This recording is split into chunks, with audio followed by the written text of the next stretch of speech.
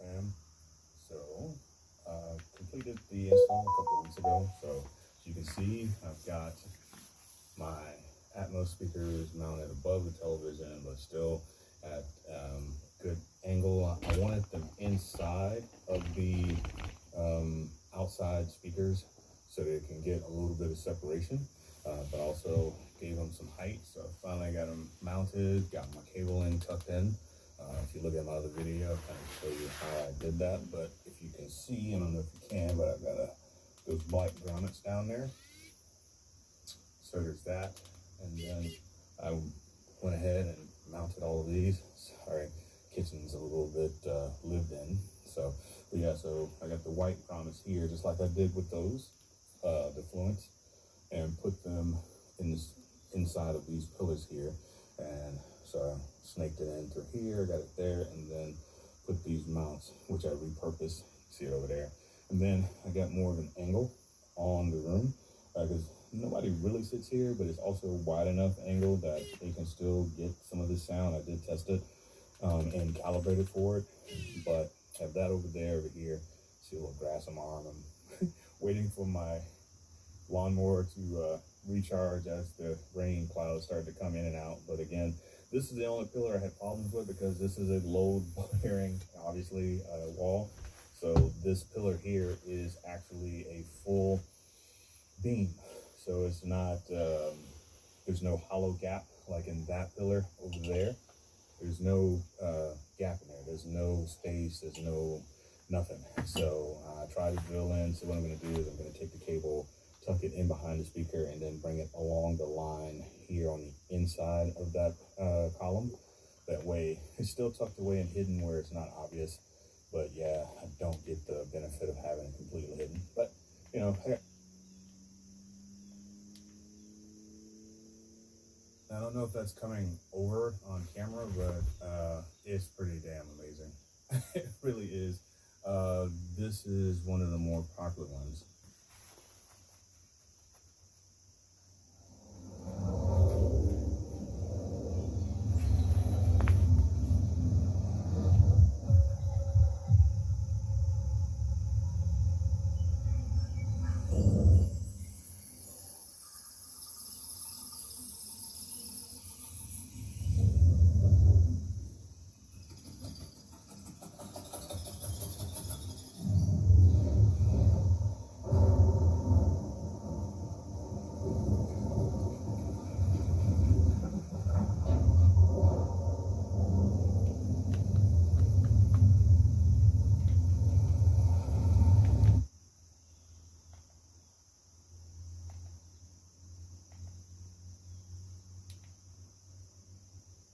Why do we need a new car? I love this thing.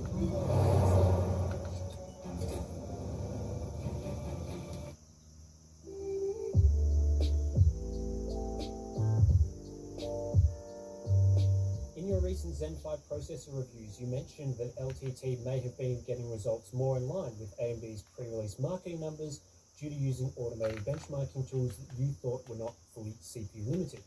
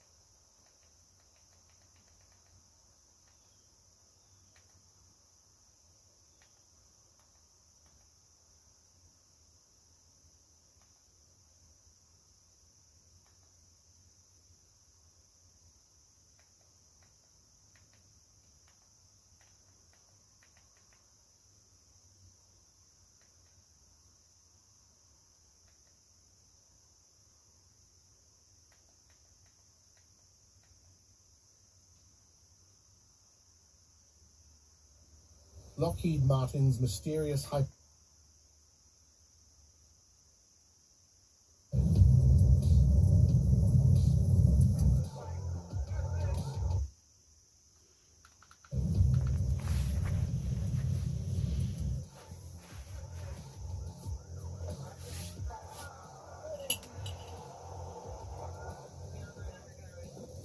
Get ready for some thrilling police chase videos today. Let's go!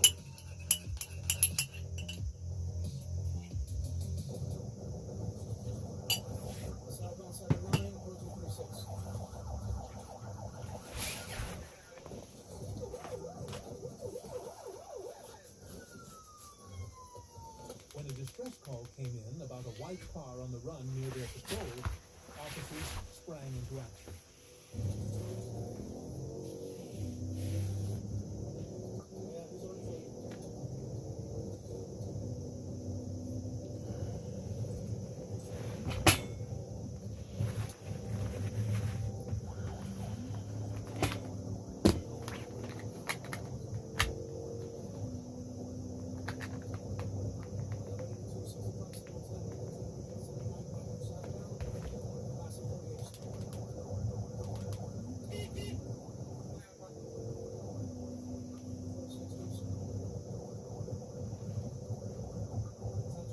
Arriving swiftly, they launched into a high-speed chase. The fleeing vehicle, reckless and defiant, blew through red lights and even veered onto the sidewalk.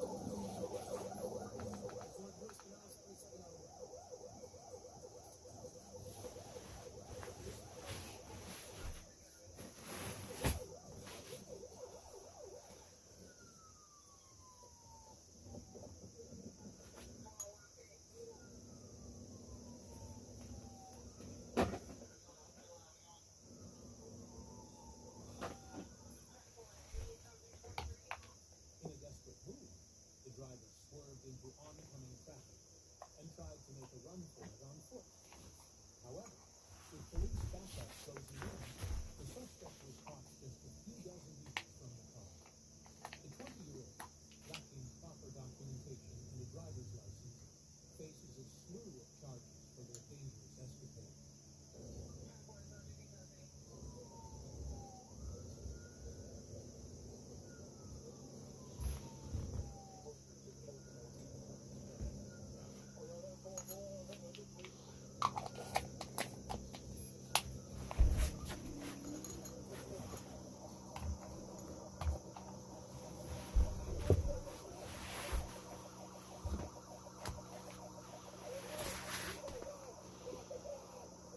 On July 21st, 2022, the Florida Highway Patrol leapt into action after the Citrus County Sheriff's Office requested their help in capturing Jeremy Wade Greeno, a suspect in an armed bank robbery. With a GPS device tracking his every move, Greeno's location was pinpointed near a checkpoint set up at Port Island. As his vehicle neared the checkpoint, deputies spotted a firearm inside. When ordered to exit the car, Greeno defied the command, instead using his vehicle as a weapon to assault the police, sparking a dangerous chase.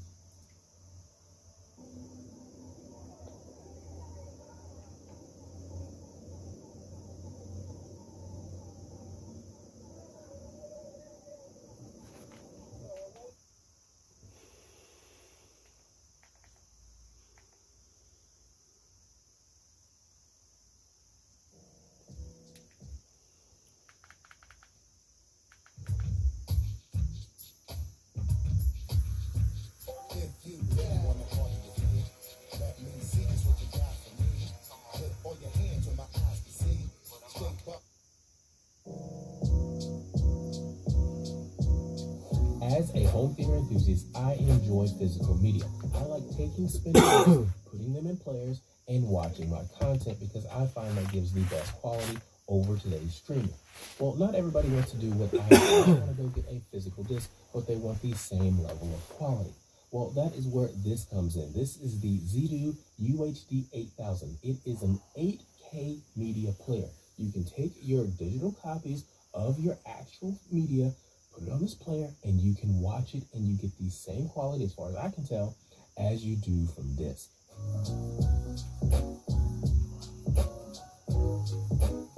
So like I said, this is an 8K media player, and quite frankly, I think of this as a reference media player. It supports both video and audio files at the highest quality. 4K Dolby Vision, 8K, it can do it. DSD, FLAC, all of your major file formats of music, I should say, it supports that as well. The only thing that I know that it does not support is 3D video. I was not able to get a 3D file to actually play on this with my 3D supported TV, but otherwise it works. Now, the way it actually works is you have to rip your content, basically copy it off of a disk, one of the ones that I have here, and put it onto a hard drive. Then you load this hard drive in the front in one of these particular trays. And with these trays, it supports up to 16 terabytes of drives each. So you got a total of 32 terabytes in this particular box. But it also has gigabit Ethernet and Wi-Fi on board. So if you have network attached storage or a hard drive connected to your router or something like that, that you have files on your network that you can access, it can access those as well, and you can watch or listen to basically all of your media. While we're here, let's talk about the front panel. On the left is the power button. The main power switch is on the back, and I'll show you that in a second. There are the two hard drive bays, and in the center is an LED screen so you can see what's going on with the content. The good news is the screen is dimmable, so it doesn't have to blind you when you're actually watching your content. And on the far right is a USB 2.0 port, so you can use that. But I have some good news. This player does come with a rack mount kit. So you have the hardware in the box to rack mount this if you need to. Before we go too far with this, I should say this. This does not have a lot of video streaming apps built into it. It does not have Netflix. It does not have Amazon Prime Video. It does not have Paramount, Peacock, HBO Max, Apple TV Plus. None of that's built in here. It does have Plex. You can access your Plex library, so you can do that. But from a video streaming aspect, it does not have any of that. From an audio streaming aspect, it actually does have Amazon Prime Music, Apple Music, Spotify, Tidal.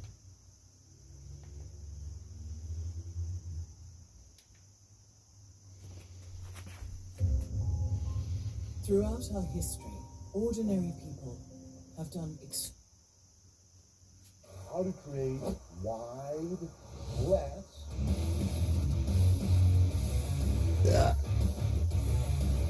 Alright guys, here we are again. I keep noticing you ask, we deliver another video on how to work a specific muscle group, this time the lat width. How to create wide lats with also some lower back thickness as well. So the lat width and the lower back thickness to create that ultimate V taper. The first movement will of course be a pull down movement, which means you're pulling something down from the top to the bottom. We're going to do it in a special way, namely a unilateral way. A difficult word for one arm at a time. Let me tell you and show you exactly why. So, here we are at a lat pull down machine. The first thing you notice is this handle. It gives you freedom of motion. This is important because as I'm doing the movement, this will be my walking set, so I won't be able to explain it as I'm doing it, but you probably will hear my voice somehow anyway, is that whenever I'm doing this motion, you want your elbow to be pretty close to the body.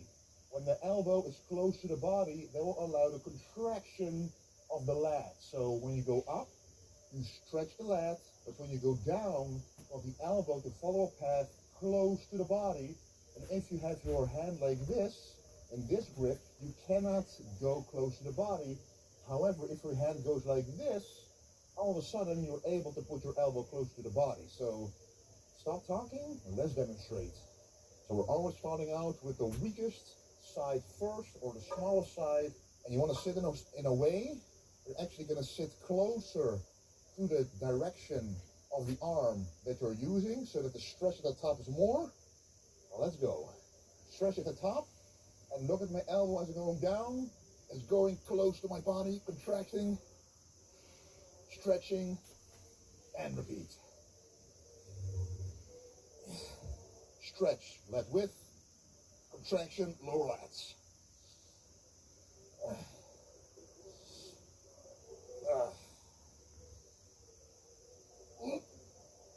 Oh, how do you know when to stop? Once your elbow cannot get into the contraction anymore and you can feel the squeeze, is the end of the motion, guys. Don't try to keep yourself with momentum. The moment you cannot go down anymore with the elbow to create the squeeze, the mind-muscle connection is over. So now I did 10 reps with the left side, and I'm going to match the reps with the strong side so the imbalance won't.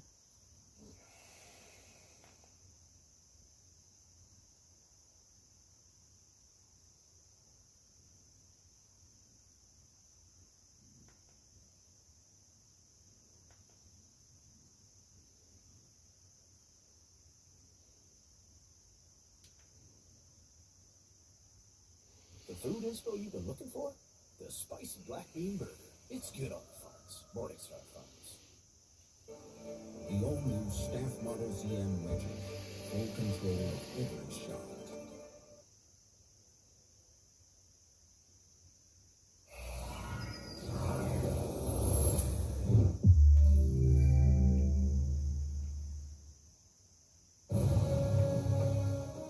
There is a land in South America, Guyana.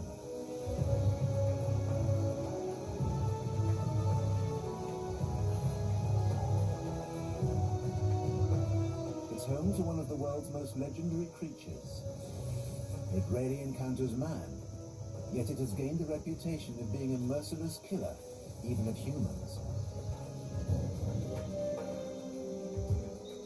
An expedition has been mounted to find out the truth about the biggest snake in the world.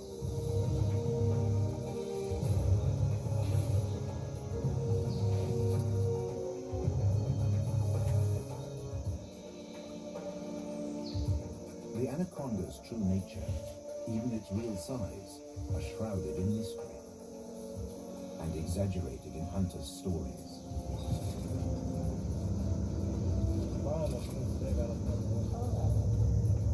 Neil Sandy, Marion Perlman, and cameraman Mike Alicott want to find out the truth about the anaconda. And team leader Rainer Bergermatz has brought along the most advanced equipment to find the biggest anaconda in the world.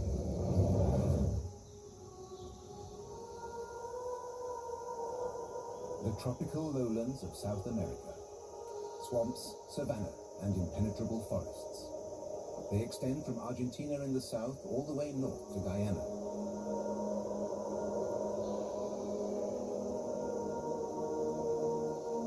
It's the dry season here in Guyana, but there's no shortage of water.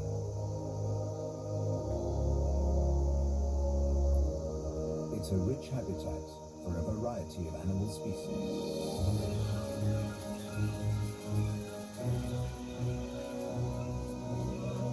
Several hundred species of birds live here. And the dense forests are home to rare cats such as the ocelot. While the waterways are the realm of the black caiman.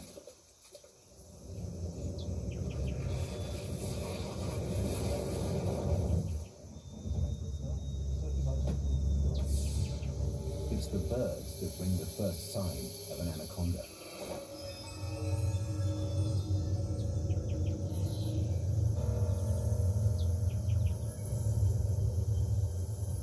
Black turkey vultures are the first to pick up the scent of a carcass.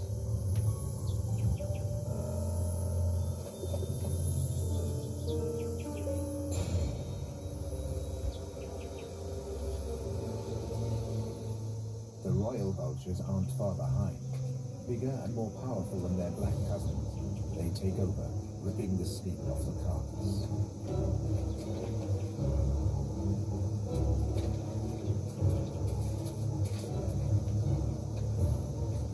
giant anaconda offers enough pickings to satisfy all.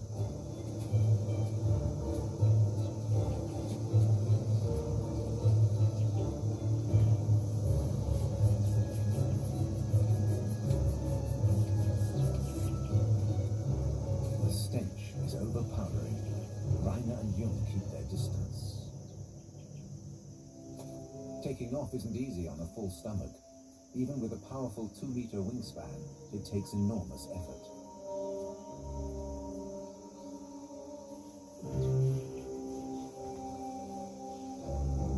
As things grow quieter around the carcass of the snake, Rainer and Jung have an opportunity to take a closer look at the anaconda. They measure the snake from the head to the tip of its tail. So this is so the last is 120 million. Last is 120. How much is it? 5 meters, more or less. At 5 meters, this is one of the largest specimens. More than 300 thin ribs point skywards. They alone support the great weight of the snake. On dry land, the anaconda is usually sluggish and slow. Nevertheless, the capybaras are on their guard.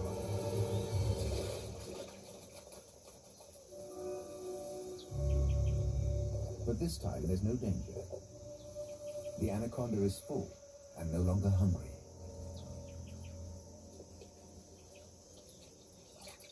The capybaras quickly settle again. They live in family groups and spend most of their time in or near water. They like to graze on the lush grasses and aquatic vegetation of the Guyana lowlands.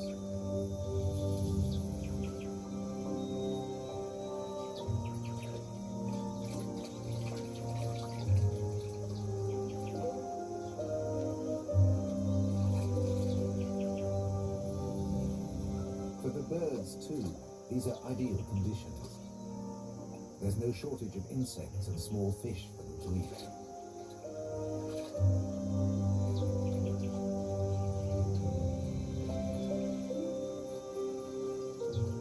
This year, the dry season has come to an end in March, around 4 weeks earlier than usual. Oops.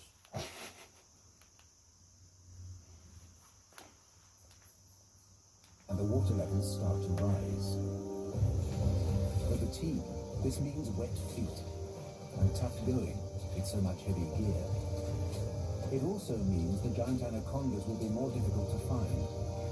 They're not rare, but their greenish-brown color means they're pretty well camouflaged.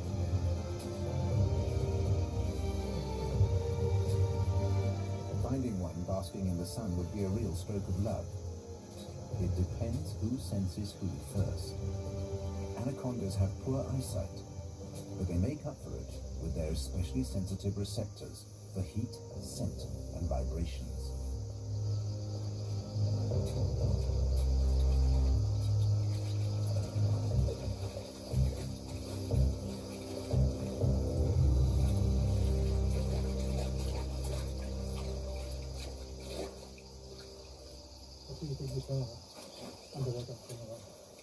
The team have ways to follow the anaconda.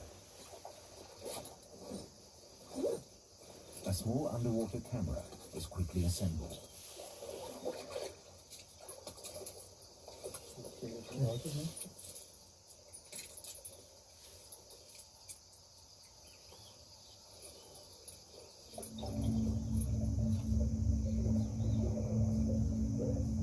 Seems to be smaller than maybe 2 meter, 2.5 meter.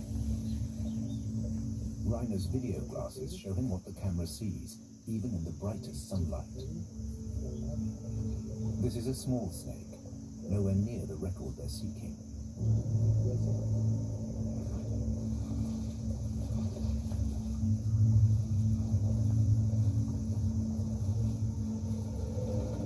But perhaps the local Amerindians will help find a monster anaconda. Theodore, an old native Amerindian, swears that in his youth he once came face to face with a monster anaconda.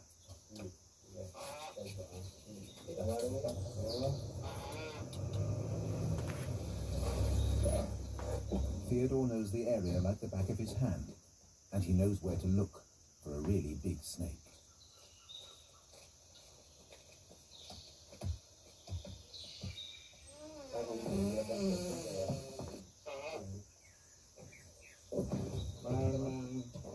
It's the accounts of the locals that keep the myth of man-eating snakes alive. But the team believe there may be enough truth in the stories to help them in their search. So, Mr. CEO, Mike told me you have a nice story about the huge anaconda from the old days. Please, can you tell me the story? Yes, I can tell you this story, yes, because I could remember since 60 years ago. I had plenty cattle. Theodore explains that his cattle began to disappear, but they never found any remains. He decided to go with his brother to the Itchy Pond. There, they found a trail leading into the water. The young men didn't know how to interpret the trail.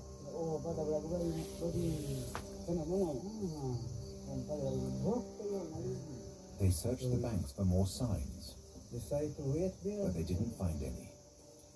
In the end, they decided to wait it out.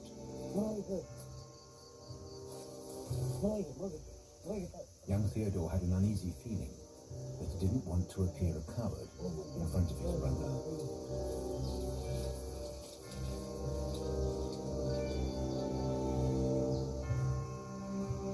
They settled down to wait. No, nothing at all. Then all they found was one turtle. Picking up the lunch, lunch.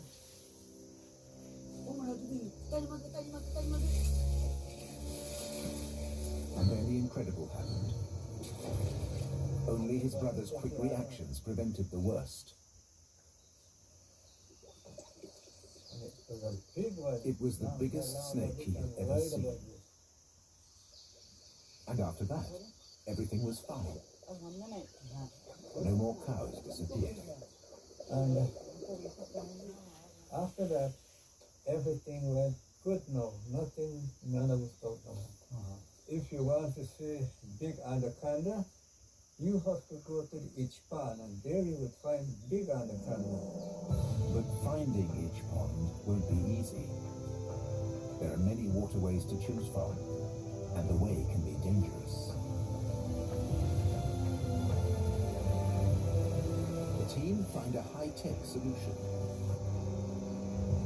Jan-Peter Mavis has worked in Guyana for many years as a flying instructor. He's just returned from a first reconnaissance flight and has an idea where it might be worth taking a closer look.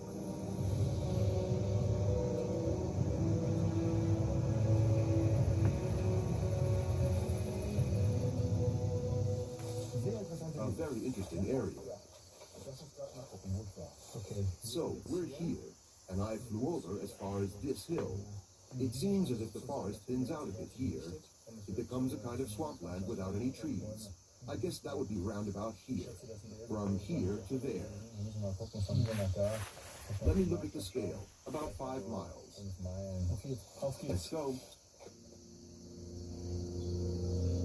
The ultralight is also equipped with a camera, which can broadcast live pictures of the landscape to the ground station.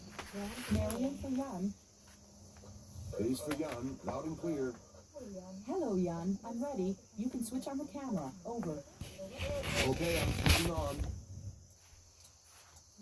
Yeah, super. Is it clearing up over there? Over. Yes, I've just flown around the hill further southwards. It looks as if the whole area becomes marshland. Now it's opening up a bit. It also looks as if there's more water there. Over. Yes, the water areas are getting bigger. Would you say that that's the pond we're looking for? Yes, I think so. It's the only one. The rest of the ponds are smaller.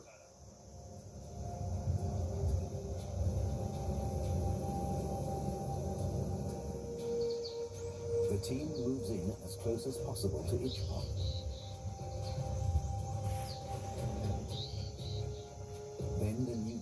technology takes over.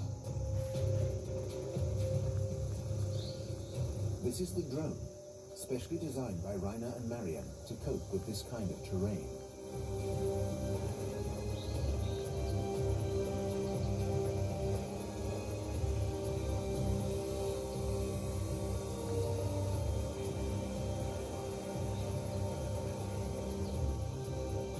It's equipped with cameras, a distance measuring device, and a GPS transmitter.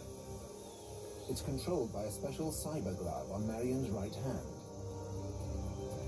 A movement, the push of a button, and the drone changes direction.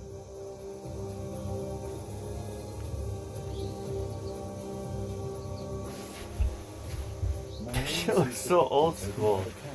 On the green screen of her video glass.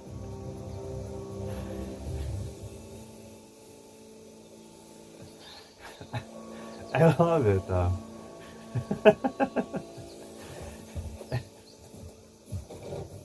Yun transmits GPS data from the drone. It's a drone that actually is a mini helicopter. The first mission goes like clockwork. But navigating on the basis of the GPS data is highly complicated. Every flight requires intense concentration. That thing looks like it's gas powered. On the way to Ichpond, the drone comes across a tapir. A good opportunity to put the size recording technology to the test. Well, there's something in the front. Can you see it? Rainer quickly enters the necessary commands. I get a nice picture here. I put on TC8 now. TC8 is on. Extracted. Okay, I got the reading. And before the tapir can run off into the distance, its data is stored. Approximate length, 2.5 meters.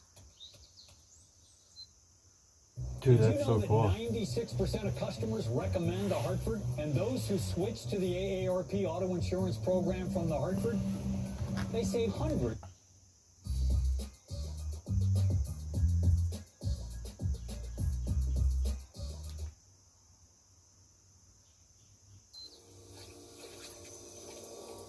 The drone has passed the test and continues on towards Ichpond.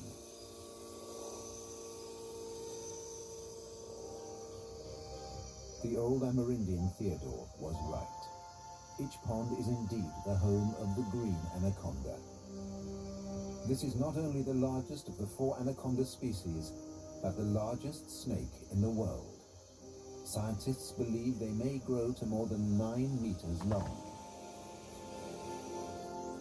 Rainer and cameraman Mike discover a big anaconda. Let's check that in center part. I zoom in, okay.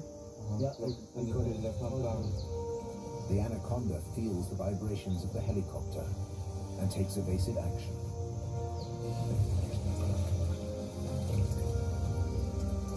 This pond offers such ideal conditions that it must be teeming with large snakes. But will the legendary giant snake be found here?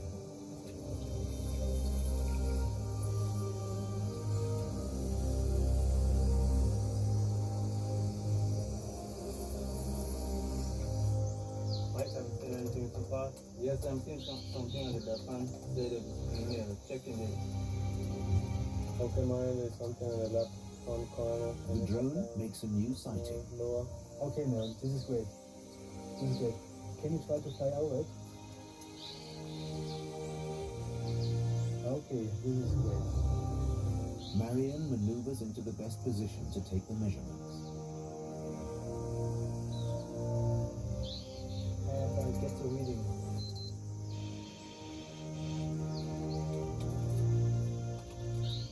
Now this is 5 meters plus. 5.5 meters. Still not what they're looking for.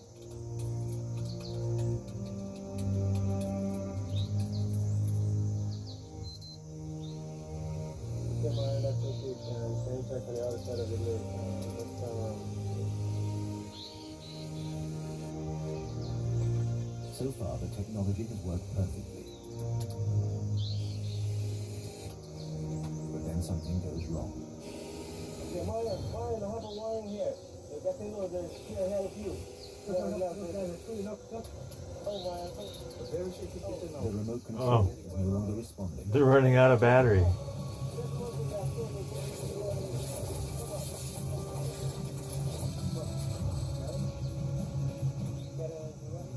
Finally, the data retrieval system breaks down altogether. I guess it's not gas powered. I guess, yeah.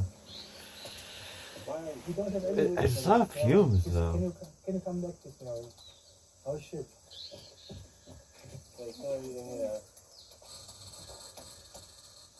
No one knows exactly what's gone wrong. One of the camera is still rolling here because it can still see the clear. You can still see something here. Oh yeah. One is still working. One camera is still working. But it's flying. At least there's a picture on the screen. But with the GPS transmission down, there's no way of knowing where the drone is. Oh. Then the battery gives out.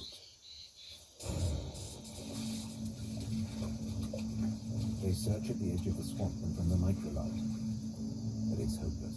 Are you serious?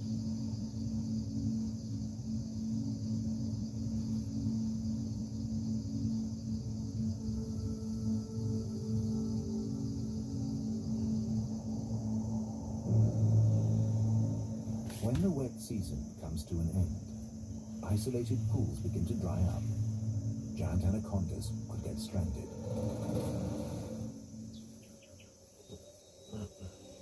It's time to get a new drone. But this elderly female finds just enough water to support her enormous weight of 80 to 100 kilos. And it's easier to breathe, too.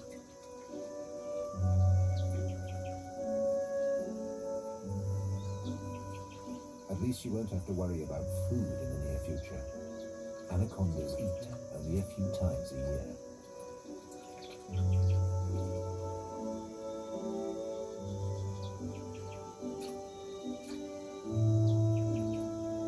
The sun beats down mercilessly. In a few days' time, the water is gone. In some places, anacondas bury themselves deep in the silt in order to survive the dry period. Or they seek shelter in the damp, cool spaces under roots and tree trunks. Some anacondas are known to migrate to areas with more water if their territory dries up completely. It's quite common for the snakes to have different territories in the rainy season and in the dry season.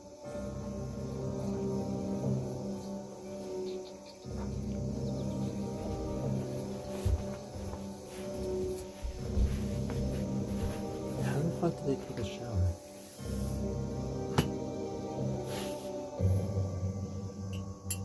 The land is now as dry as tinder.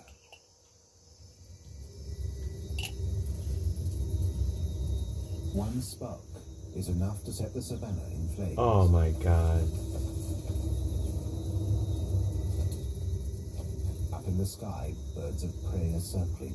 They gotta go through that shit.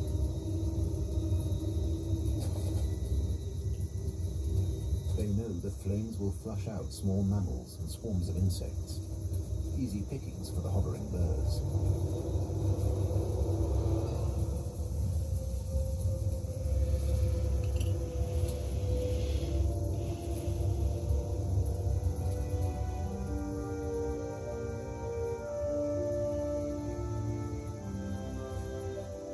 Fresh vegetation soon covers the areas charred by the bushfire. The cycle begins anew. But the really big anacondas won't be found in regions which are only flooded in the wet season. Not for nothing do the Amerindians call the anaconda Yakut Mama, mother of the water. On the banks of the big rivers, their bayous, and in the bordering forests, Rainer Bergamatz and his team should find ideal conditions to spot a really big monster. It takes 2 days to reach the Burra River in the south of Guyana. They must penetrate as far into the wilderness as possible. Where shy birds and caiman are plentiful, they know they will also find anaconda.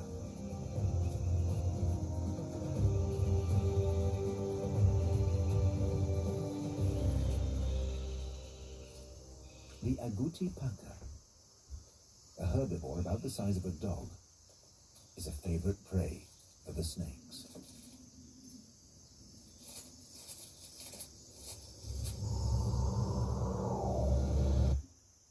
Should finish work is one.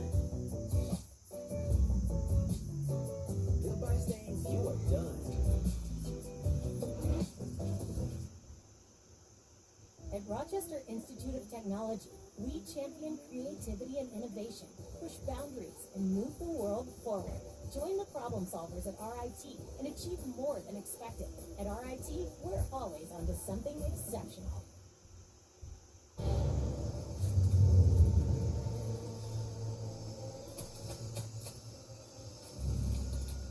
The short-sighted anaconda picks up the agouti's scent with its tongue.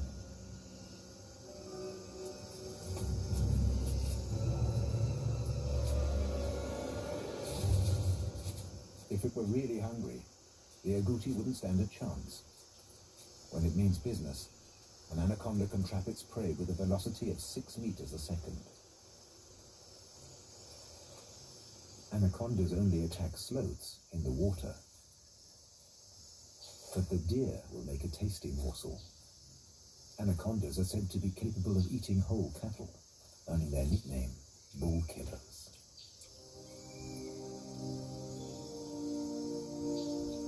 Now the team can film the rarest of sights. An anaconda giving birth to its young.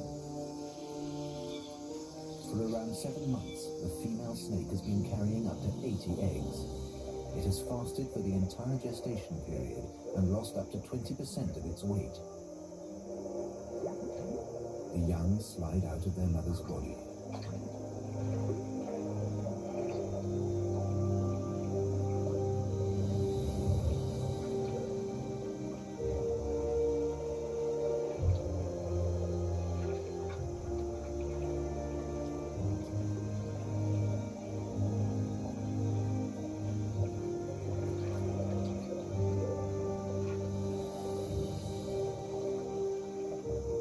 They emerge live and fully developed.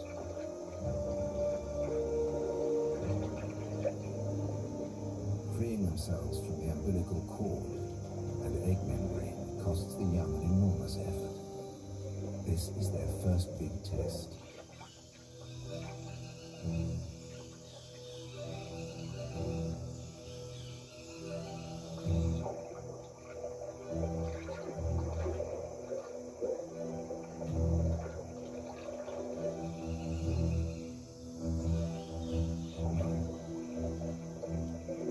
Young anacondas have to take care of themselves from the outset.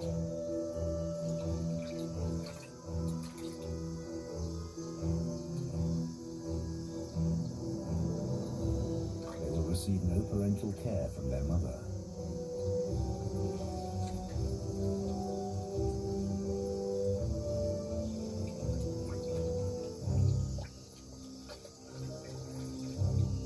Anaconda babies are giants among young snakes.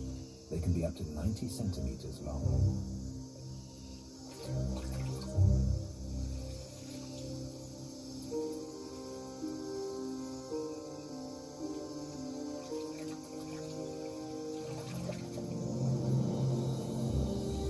Gestation and birthing exhaust an anaconda so much that it will only produce young every 2 years. A female needs a few days to recover.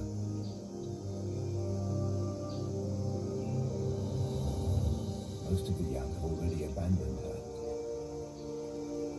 Most will not survive their first few months.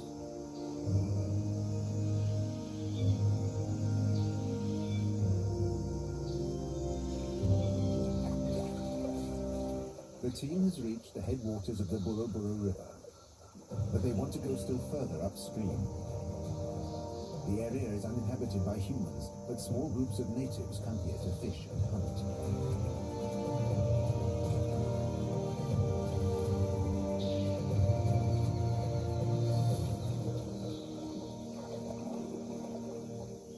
This is a useful encounter for information about anacondas. Just a couple of days ago, they spotted a very big anaconda, coiled round a tree. It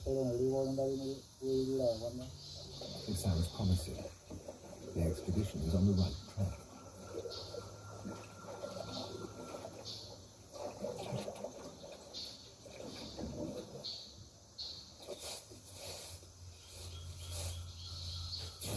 The black caiman is a good sign too.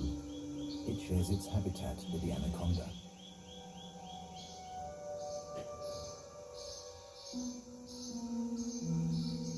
And the two aren't exactly the best of friends. Depending on their size, one will prey on the other, often after a fierce struggle. The biggest snake in the world against the mightiest saurian.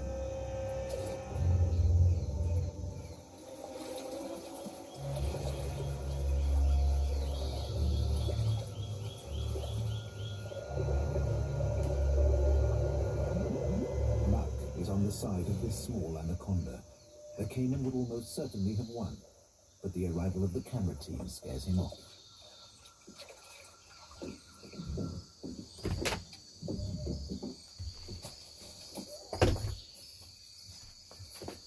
The search continues for the anaconda the fisherman mentioned.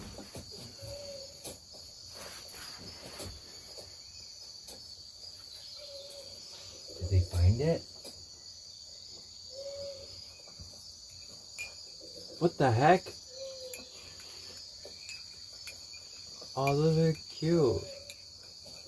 Finding your way seems almost impossible in the dense rainforest.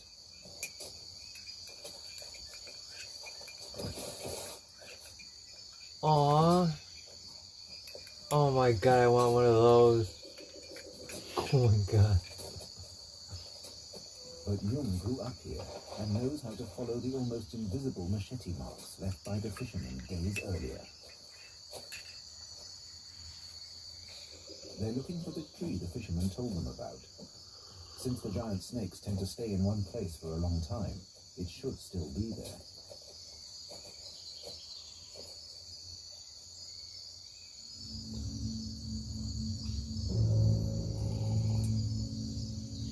The impressive head suggests this is a really big specimen. They approach cautiously. Anacondas are not poisonous, but they have powerful jaws.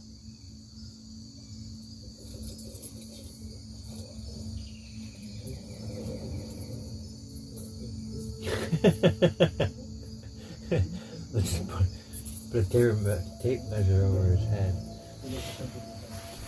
This one measures around 6 meters. Big, but not record-breaking. The exact length can't be determined as long as the animal is alive and flexing its muscles. This giant isn't dangerous for the time being. It's a female surrounded by young. It's still exhausted from the strain of giving birth.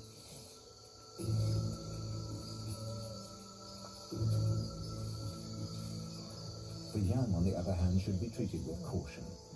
These miniature versions of the monster snake are decidedly aggressive.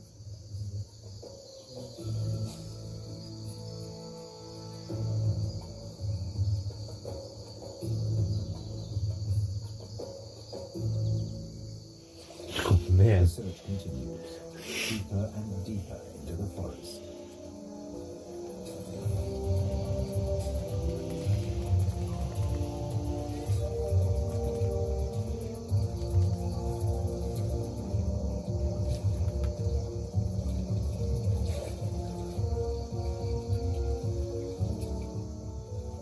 This is called the Green Hell, What? a place where myths are born.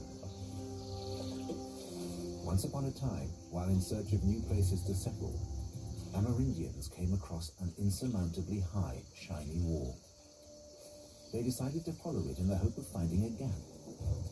After 2 days, they finally reached the end. The huge head of an anaconda. The wall in the jungle was the gigantic body of a snake. Oh, that kind of reminds me of the story from the movie. The team is familiar. They had a wall, and it's the dream of confronting the myth of the giant anaconda that drives them on.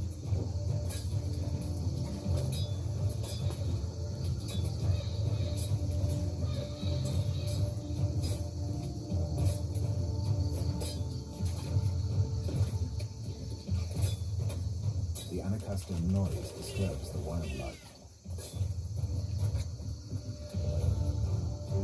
The boat inches forwards.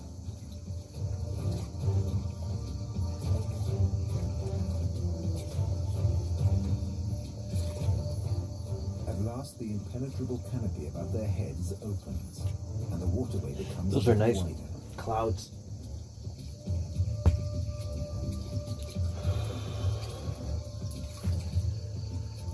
A tapir rushes out of the thicket on the bank.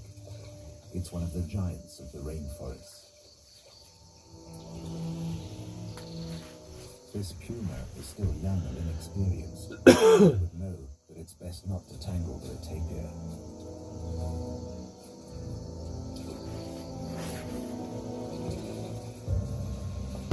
It tries to get closer without getting its feet wet.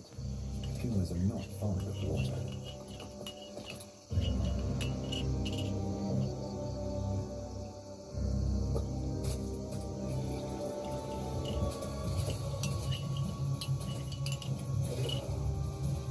It doesn't stand a chance of catching the tapir.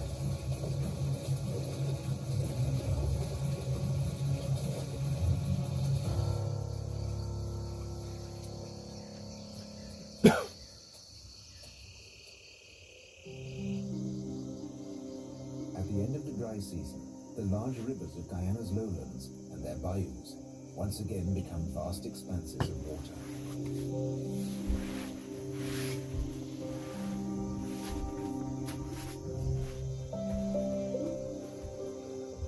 After the exertions in the dense rainforest, the steady progress here is a welcome change. In this deserted region, there's enough water all year round to attract a large number of animals.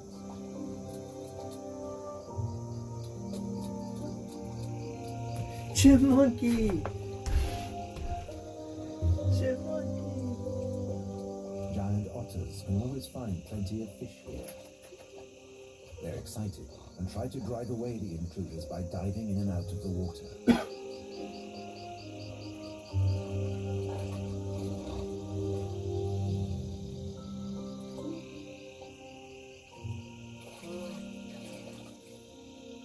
Carpets of Amazonas, giant water lilies, cover large areas of water.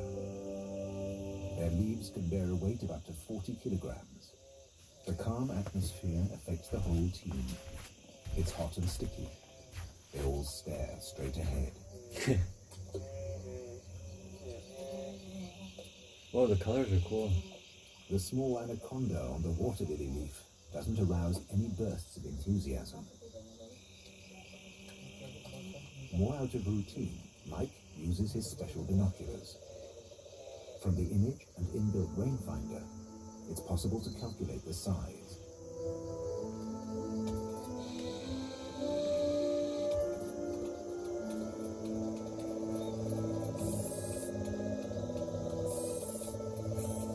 At under 3 meters, this animal is probably a male.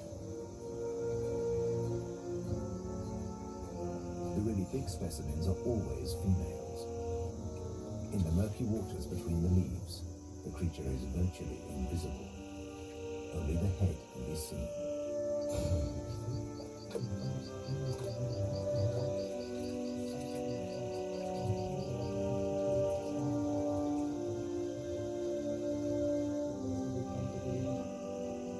It makes for the clearer waters at the river's edge, still invisible to its prey, until it strikes like lightning.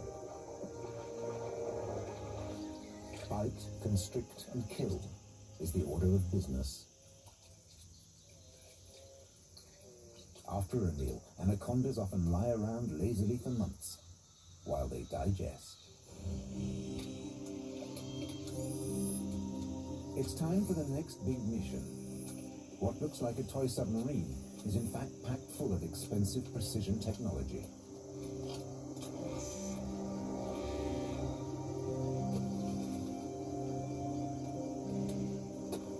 The small ROV has a camera on board. It transmits the pictures from the depths of the lake to the surface, onto the laptop.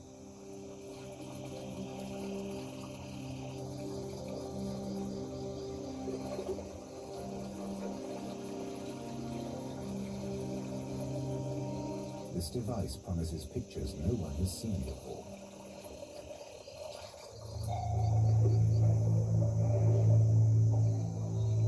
An arrow turtle glides through the water.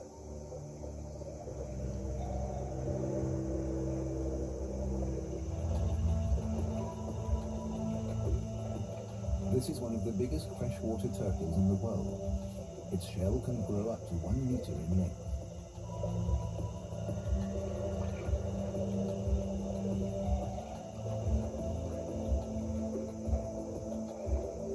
Next, a mata-mata turtle swims in front of the lens.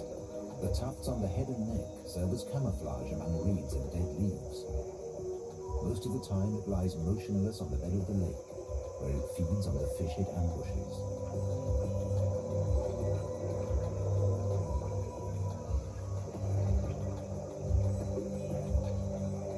But something else has found the sub rather unexpectedly.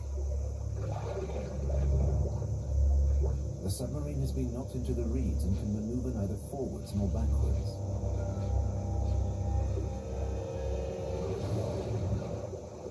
The team can't afford another loss.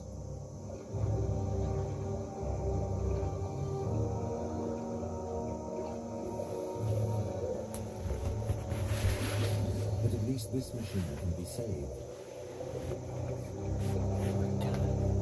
She's not scared to go in the water? And suddenly Marion has the closest possible encounter with a giant anaconda. Oh my god! She will later tell of a docile and totally relaxed creature. When asked how big this mighty snake might have been, she will say 8 meters, close to the record. Holy shit. But to Marion, the statistics are no longer important.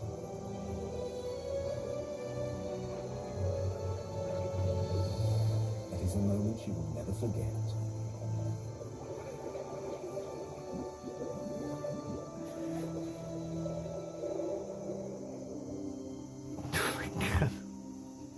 The area around the lake has proved so promising that the team has decided to stay for more research. Anacondas are also nocturnal, and the team have the technology to accommodate this.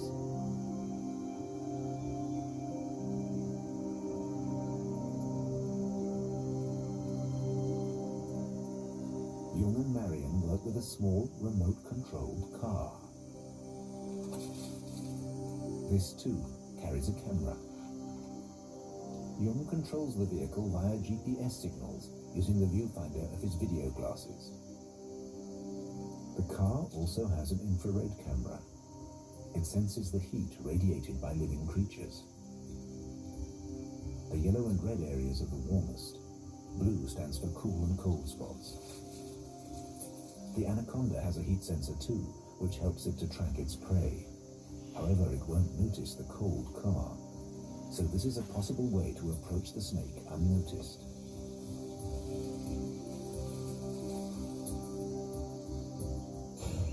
Not far away, Rainer and Mike have built a platform in the middle of a pond. They're going to try to lure the anaconda out of the water. But so far, the snakes are keeping cover.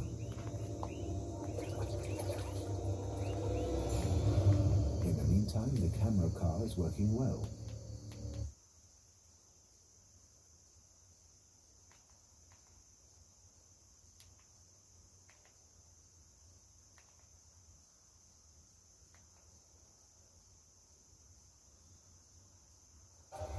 Very different.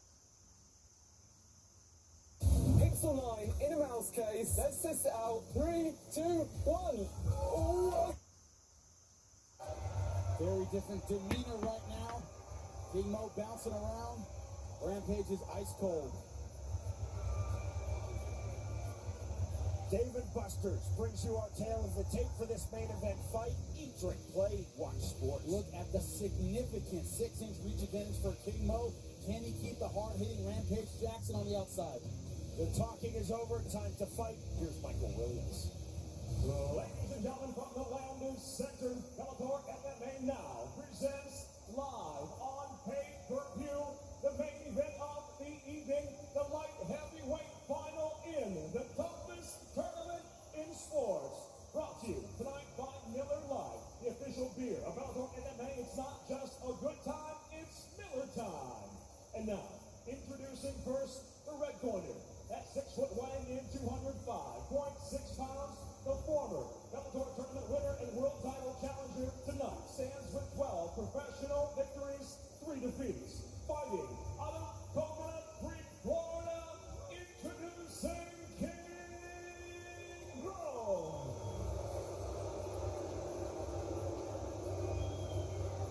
And across the cage, his opponent fighting out of the blue corner. At 6 foot 1, weighing in 205.9 pounds. The two-time world champion tonight in his first Bellator tournament final brings an impressive professional record, 34 victories, 11 defeats, fighting out of Irvine, California, originally hailing from Memphis, Tennessee, introducing Rampage Jackson. In charge of the action, your referee, Big John McCarthy.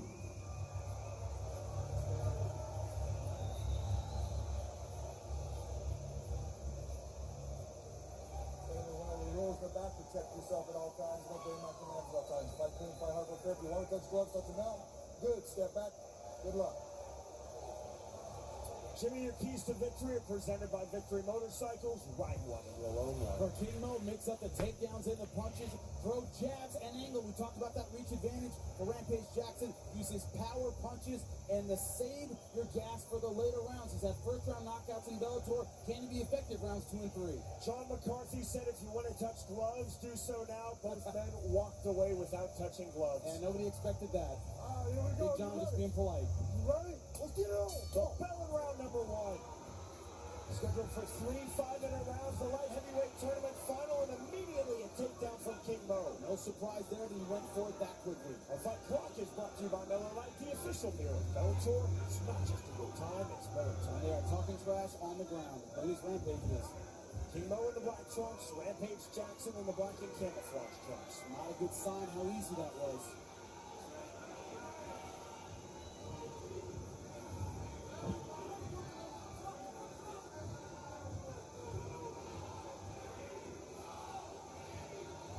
The guard now from Rampage Jackson. Now closes guard.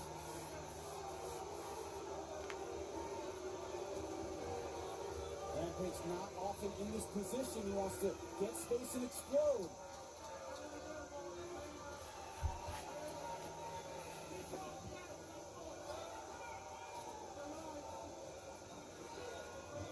An easy guard pass now for King Mo. A lot of hit pressure by Mo. They're right in front of us. Saw King Mo controlling the outside leg. Rampage back to his feet.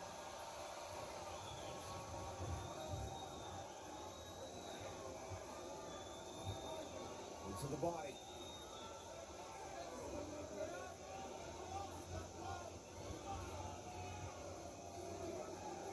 Once again, going for that single leg, head on the inside. That son hunts for the other ankle. For the ankle pick. And he gets the takedown.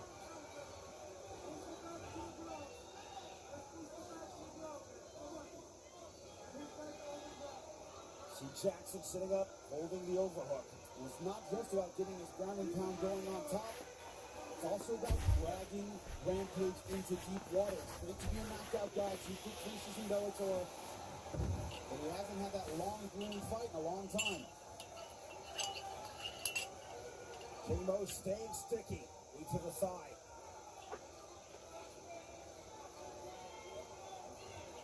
More big knees to the thigh of Rampage Jackson. Don't grab it. There you go.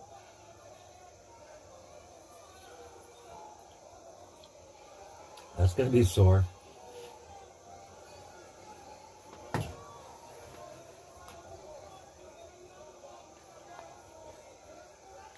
I can't watch anymore. They're supposed to be friends. What happened?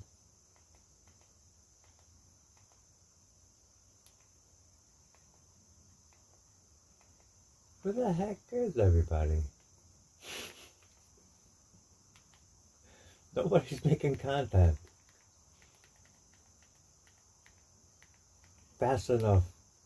Right now, we've been tracking some of that rain to the south and east, but no storms. But later on today, there could be a strong wind producer that develops. Of course, we take any lightning seriously. And, of course, with heavy downpours, that could make you have to take things inside. And this morning, more recently, over the past 30 minutes or so, starting to see more shower development along the immediate shoreline, eastern Connecticut, some additional spot showers developing back to our south and west as well. So when we take a look at the only live radar in the state, as we look farther down to the south, that's where that main little zone of showers continues to develop. We've seen rain in New London, catching a break in Clinton, Guilford, but not for long. Additional little downpours we are monitoring closely. You can too. Keep up with radar trends with the First Alert Weather app. First Alert Futurecast, as we kind of step through time, it's not going to really pick up on a whole lot, but there are shower possibilities, as we saw on radar right now. So that chance will continue this morning. This afternoon, while we could break out with some sunshine, there could also be some thunderstorms that pop up. Cool. So it'll be kind of hit and miss in nature, but if you get under one of these, you know, it's going to be impactful, certainly. I need it. The plants need it. So nonetheless, more towns will stay dry today, but a few will be impacted by those storms ahead of an approaching cold front. So it's been raining in New London. Looks like maybe that rain is now moved off to the east. 71 degrees. Visibility looking pretty good. Of course, a downpour will drop visibility. Southwest wind, it's pumping in the heat and humidity today. Winds are nothing, you know, it's not too strong yet, but this afternoon there'll be a breeze picking up about 10 to 20 miles per hour, those gusts. Temperatures and the dew points are very close to one another. So we have very humid air, upper 60s, low 70s is the dew points, and there are the temperatures in the 70s generally. So it's going to be a hot and sticky day. If you're going out to the fair, well, I might love be a it. passing shower. Just keep that in mind. There could be a passing thunderstorm, but a large portion of the day is going to be dry. If you're heading head and neck, What a great Woodstock day. Nation, again, that's pretty much the forecast across the state. Now, the comfort index, we're all dealing with the oppressive, kind of muggy, humid air, but it's we're all going to be enjoying much comfortable air as we head into the week ahead, and it's going to be feeling great tonight. Look at that, down to the upper 50s, low to mid 60s. Forecast tomorrow for grilling for Labor Day. It's looking absolutely gorgeous. Can't wait to sit outside and enjoy that nice, refreshing air, open window weather, giving the AC a break. And you might be closing the window Monday night because it's going to get down to the 40s. Coldest air since May is going to be filtering in for Tuesday. The moderation trend, it's settled towards the end of the week. Next chance for rain is going to be on Saturday as of right now. So keep an eye on those plants, especially the potted ones. They tend to dry up quickly. So all in all, not too bad, but just be mindful of a spot shower or thunderstorm today. Final check of your forecast in just a few minutes. Aaliyah? Well, as we head to break, let's take a live look through our iCam in New London on this Sunday morning. We're back with more news right after this.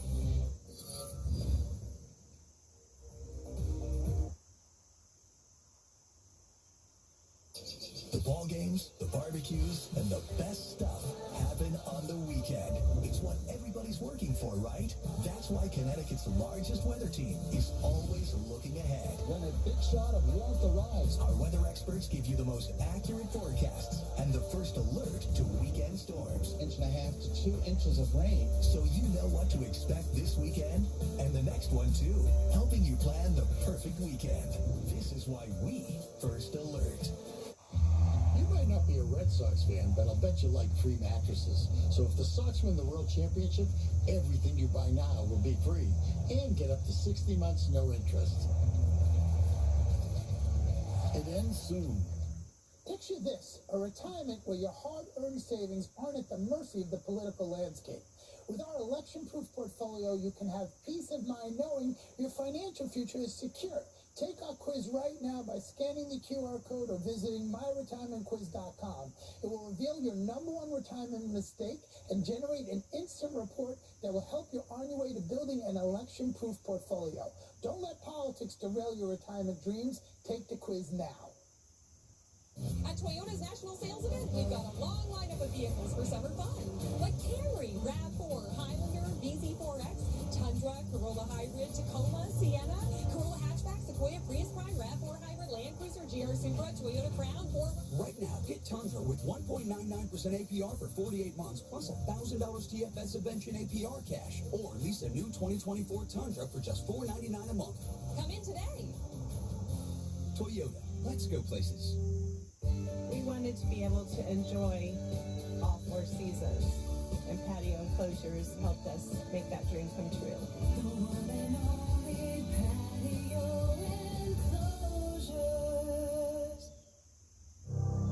Washington Media Scholars, supporting careers in media, proudly celebrating 15 years of empowering college students through scholarships, career opportunities, and industry connections. Compete for over $100,000 in scholarships and an all-expense-paid networking trip to Washington, D.C. Enhance your media skills, build your network, and launch your career. Visit MediaScholars.org to learn more. Thousands of people have downloaded the WFSB Plus app on their streaming device. And you can too. Grab your remote, go to your home screen, find the search option, then type in WFSB. Select and download. From there, you're ready to see live newscasts, first alert weather on demand, and exclusive content. All free. WFSB Plus. Available now on your favorite streaming device. You might not be a Red Sox fan, but if they win the World Championship, anything you buy now will be free. Mattresses, living rooms, everything. And you still get up to 60 months no interest. It's a no-brainer. It ends soon.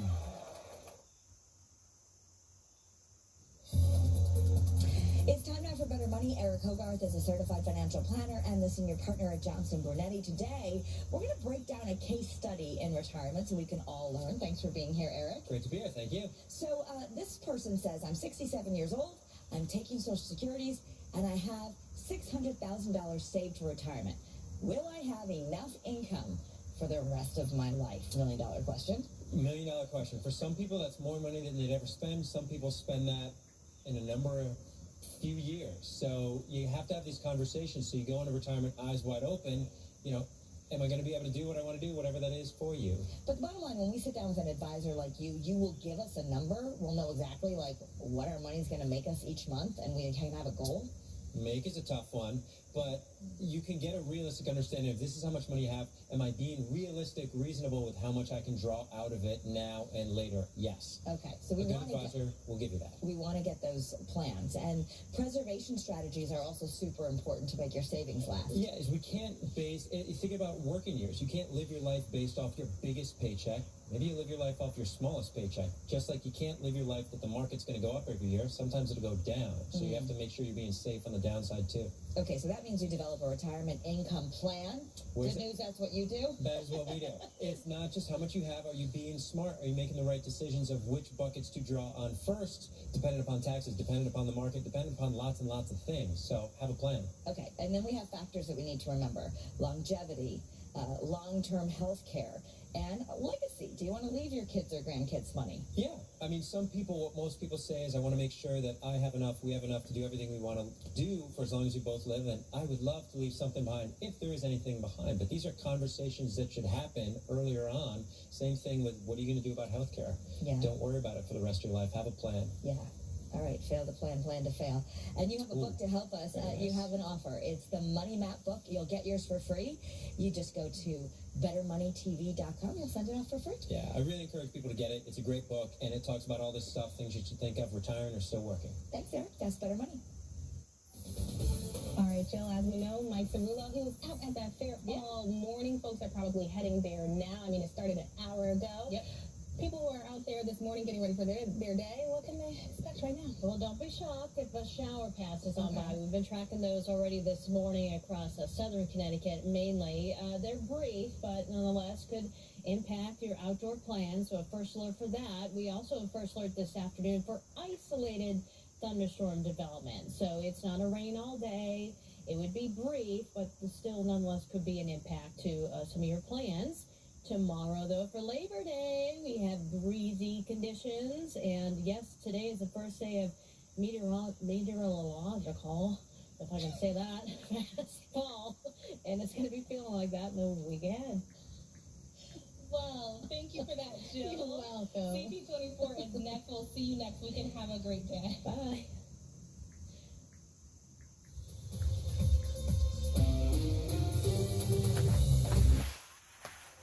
Z's baking a house special. Arissa's styling a new look. And Steve's filling his biggest order ever. With the first ever Comcast Business 5-year price lock guarantee. These business owners get 5 years of value on gigs.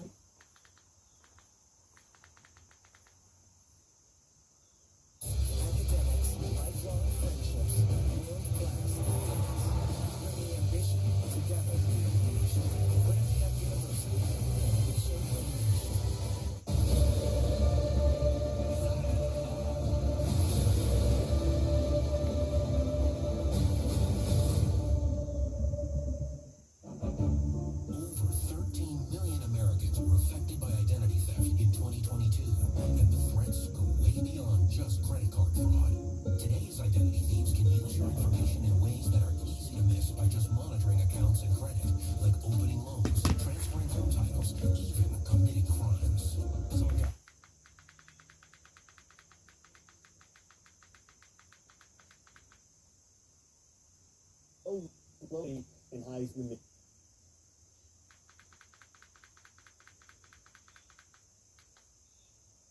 To 505-505 now. Text the word TV to 505-505.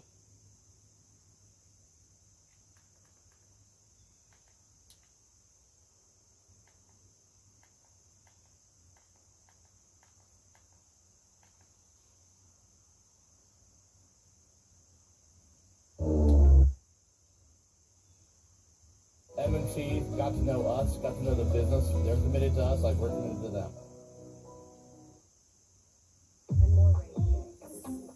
Lifesavers Gummies. Up for wow.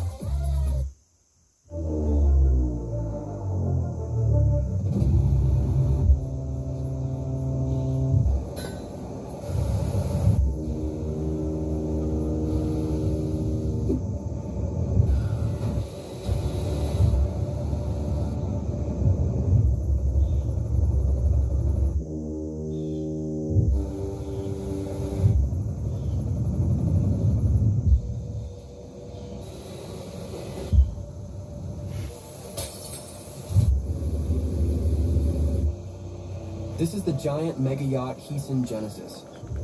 Heesen Yachts is a Dutch shipbuilding company that specializes in building custom super yachts.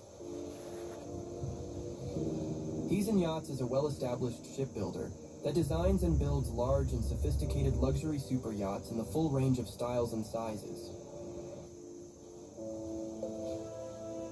The production of each Heesen mega yacht starts with the design and then welding. Welding of individual large parts of the future yacht is carried out in several halls in the shipyard. By welding the aluminum parts, the main hull of the yacht is formed. Right now you are looking at the welding of Project Cosmos. This is the world's largest and fastest all-aluminium motor yacht with conventional propeller propulsion system.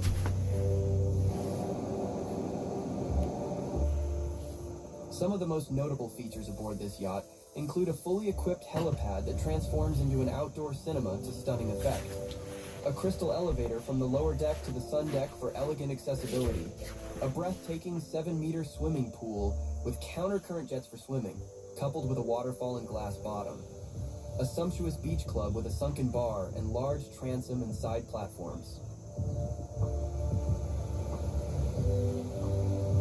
Founded in 1978, it has launched more than 200 yachts since its inception, many of which have won awards. Now you are looking at the connection of the upper deck to the hull of the yacht by giant cranes. It is considered one of the world leaders in the design, construction, and engineering of all aluminum yachts. The almost finished mega yacht will now be moved to another hall in the shipyard, where the finishing work will take place. This Heesen Yacht shipyard is situated in the southern Netherlands town of Oss. Now you are watching the almost finished yacht Cinderella Knoll Forth. Heesen Yachts was founded in 1978 by Franz Heesen, an entrepreneur who at the time was best known for his work in the plastics industry. The advantage is easy access to the hull from below. Once completed, this hangar fills with water and lifts the yacht.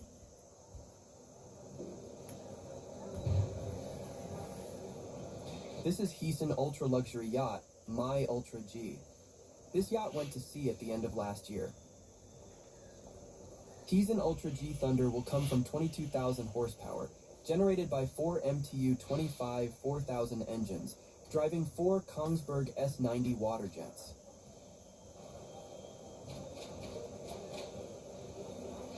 Many vessels have been christened with other liquids, including whiskey and holy water, but champagne remains the standard to this day. It's traditionally supposed to be good luck to both the ship and her crew to break a bottle of champagne over the bow of a new vessel.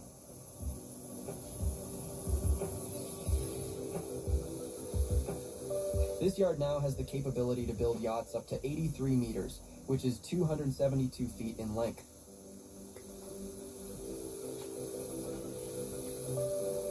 From a logistical point of view, it is more efficient to build the hull and the upper part of the ship at the same time and in different halls of the shipyard. When everything is ready, both are brought here to the crane, and here they are joined into one unit.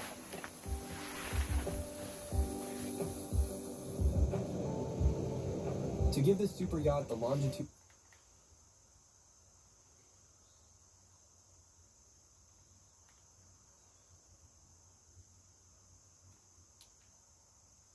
ship. So, I didn't think I needed Swiffer until I saw how easily it picked up my hair every time I dried it. It only takes a minute. Look at that. The heavy-duty cloths are extra thick for amazing trap and lock, even for his hair. Wow, you'll love Swiffer or your money back. Whoa! Hole in one! Hey, hot guy, marry me. Okay, come into our house. Good morning, Philip. Time for an oil change. Remember last time? I'd rather not. Took 3 hours. You forgot Little Henry's video game. You're not as entertaining as a video game, Philip. Silence your oil change anxiety at Valvoline Instant Oil Change. Get an expert oil change in about 15 minutes with no appointment needed. Thanks for coming in. Valvoline Instant Oil Change. Service you can see, experts you can trust. Outdoorsy dog. With Chewy, save 20% on your first pharmacy order. Get pet Yard. Damen Shipyards Group is a globally operating company with more than 50 shipyards, repair yards, and related companies.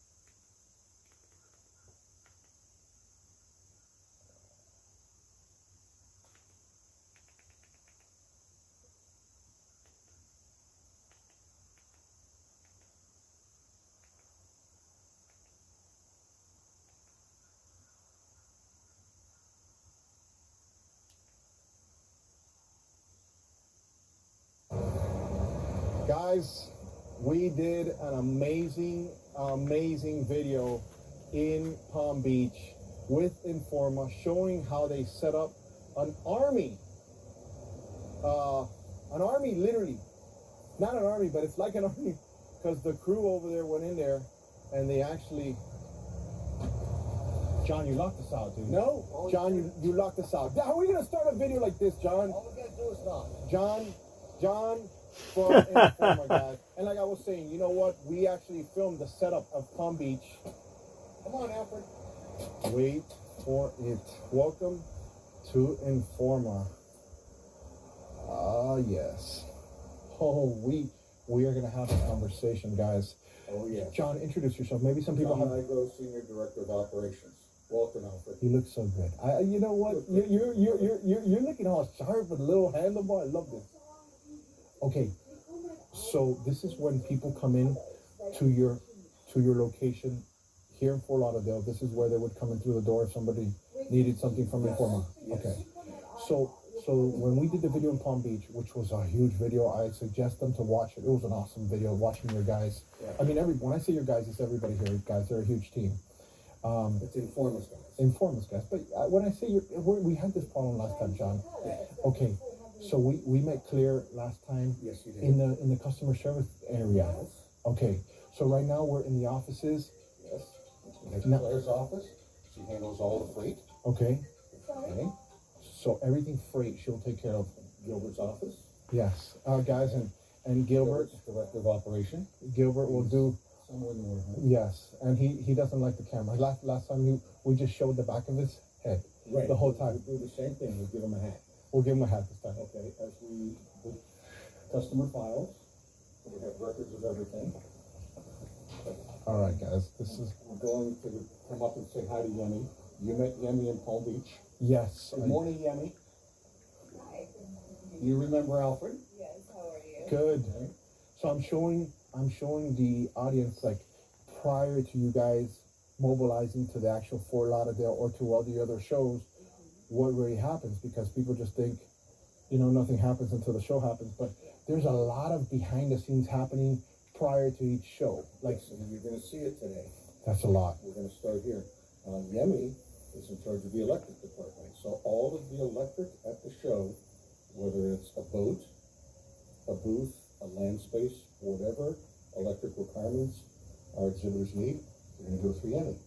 Anything that'll make your life easier for them to know when they call you or contact you on the electrical side, Yemi? Yeah, just any questions, we're here to help and meet the deadlines for discounted rates and all of that. So if you do things earlier, you get discounted rates? You do. What? How long have you been with us? It's my 6th year here. I've worked the boat shows since 2011, but I've been an Informa employee for 6 years. Alfred, we stole her from the company that she worked for before and brought her here. Yeah. That's why she was awesome. And we love her. All right, wait for it. All right, go ahead, Mr. Oh, come here. I want to see something that Gilbert showed me, because this is huge. John, there's a couple things. Look, there's the layout. I love that, right? That's the pictures. A couple years ago. Oh, yes. Okay, so you guys have them dated, but this is one of your meeting spaces. We're a conference room for convention services. And when we come out here in a couple of weeks, we'll go over some of the operations for the show with all the different locations and discuss some intricate things and really important things that we have to get done on a calendar on a timely basis. How long have you been with the company, John? 28 years. In those 28 years, how many times have you been screamed at in here? Only once. I love it. Yes, we'll talk about that later in the video. Hold on, let's show this real quick, because this is what the people of Fort Lauderdale need to really see. And this is old, so this is actually higher now. The economic impact is 850. Yes, and Gilbert told me that. But guys, look at the economic impact the Fort Lauderdale International Boat Show does, bigger than the Super Bowl. Our economic impact expected this year will be 1.8 billion. Okay, so this show, I am bringing my shed Yes. to be my studio. My that's where I film everything. Yes. And Gilbert told me, this is what he told me. It's gonna be right there. Yes, he told me it's gonna be right here. Right here. Yes, right here. Okay, guys. So I know it means nothing to you guys, but it's close to food, so I'm excited about that. Right around the corner. Yes, and it's close to bathrooms. Wait for it. I love it. We're gonna go into the warehouse. No, we got some other ladies we want to see on the other side. Oh, that's right. We're gonna go talk to the ladies that are in charge of setting up the move-in and the move-out schedule, and we all know how important that is. So, They have direct communication with the exhibitors. They send in a detailed list okay. of their move-in time, Mhm. their move-in day, where they go to staging, the directions to get from staging to the show. It's 100% followed through. This way the exhibitors do not have any confusion. And we have Olga and Annie. Uh-oh. You ladies remember Alfred from Palm Beach? Yes. I want an honest opinion. Beard or no beard? Beard. No beard. Let's go! Yeah! I shaved, guys, and you guys, if you wait around long enough in the video, I might show my face. Wait for it. What about the handlebar that he's got on? What do you think about that? He looks so sharp. How much weight have you lost? 22 pounds. There you go. I love that. Alfred. You must feel great. Look at what Olga has on her desk. Olga, explain this to Alfred. Why? Oh, God. Why the different colors? Okay. I have to do the moving schedule, so it has to go by, of course, date, but since there's so much freight for certain people, like let's say Yamaha, when they come in, these guys can't be here. So I gotta put all their freight here. And it's a lot of crazy things. And then you communicate that to Gilbert. Yes, of course. No, I do Everybody. this, and then Gilbert approves it. We all look at it as a team and remember key people like, oh, these people were at mission last year. We didn't know where to put their crates, or we didn't know, and we always tweak it every year to make it better. So we don't want people that are on mission. Yeah, we. Let me tell you how We good bring this it is. on. Bring Okay, it on. what are you doing back behind the computer? I also assist her. So for different booths that have changed, I have to log it, see which ones they are, so we can get their freight moved in properly. And as she was saying, a lot of times when these people move in, we have to move their crates over here. So we're just organizing a way that we can get them in on time and getting a rhyme or reason for it. All right, is my studio anywhere in the picture yet? I know Gilbert has it in his picture. We got it. I know we got it, but Let me explain something a little bit further, how detailed and how good this actually is for the exhibitors as well. Yes. You know, we're very organized. Yes, Palm Beach was amazing, by the way. We have to be very, It was very- so good. We have to be very time conscious. Yes. Correct? How many days do we have on this show? How many days we have to move To in? set up, yes. We have the move in starting October 14th. Show opens October 30th. What day are we on now? We're close. No, but I'm saying, what day are we on now? Of what? Of August. Yes. Okay, okay. The reason I'm saying that is because I want them to understand. That's right. Yeah, and it's been happening for months already. Oh, yeah. But it's August now. I am gonna fly. Check this out. I am gonna fly to Genoa, Italy, and I'm gonna fly to Cannes, right, which is not too far from there. I'm gonna snap my finger, and I'm gonna come back here to continue editing. While I'm over there, you guys are still gonna be working over here. Watch this, guys. Watch this. Let me explain something to you. Hold on. I hope you guys ain't getting all squirrely on me. You're gonna want to watch the end result of this. I hope you guys are enjoying also this video here at Informa. Guys, this year, 2025 Flivs is gonna be absolutely amazing. Imagine you guys passing through the Chit Ched, and I don't know, you might even come out on the Chit Show. All right, so we're gonna start putting all this new floor down. The other one wasn't terrible, but we're gonna continue, guys. Let's go ahead and continue with the walkthrough with John. Olga and Annie here. Let me explain to you how this I just got works. back, guys, from Italy, by the way, or Con. Are you trying to break stuff over here? No, not yet. Okay, what were you gonna say, John? Go ahead. We're back, guys. In the States. Let me explain to you in detail how this works as far as freight. Okay. You're the manufacturer. Okay. You have a space in the engine tank. Mhm. You've got a 30 by 40 space. Mm-hmm. And the ladies are going to give you your move-in date. All right. So when you arrive here on October 23rd Mhm. and you get to your location in that tent, Mhm. your freight is going to be sitting in there. So you will be able to go in on the day that you arrive, unload your freight, out of your crates. Mhm. When the crate is unloaded, you'll contact Claire, who we're gonna go see. We just saw her.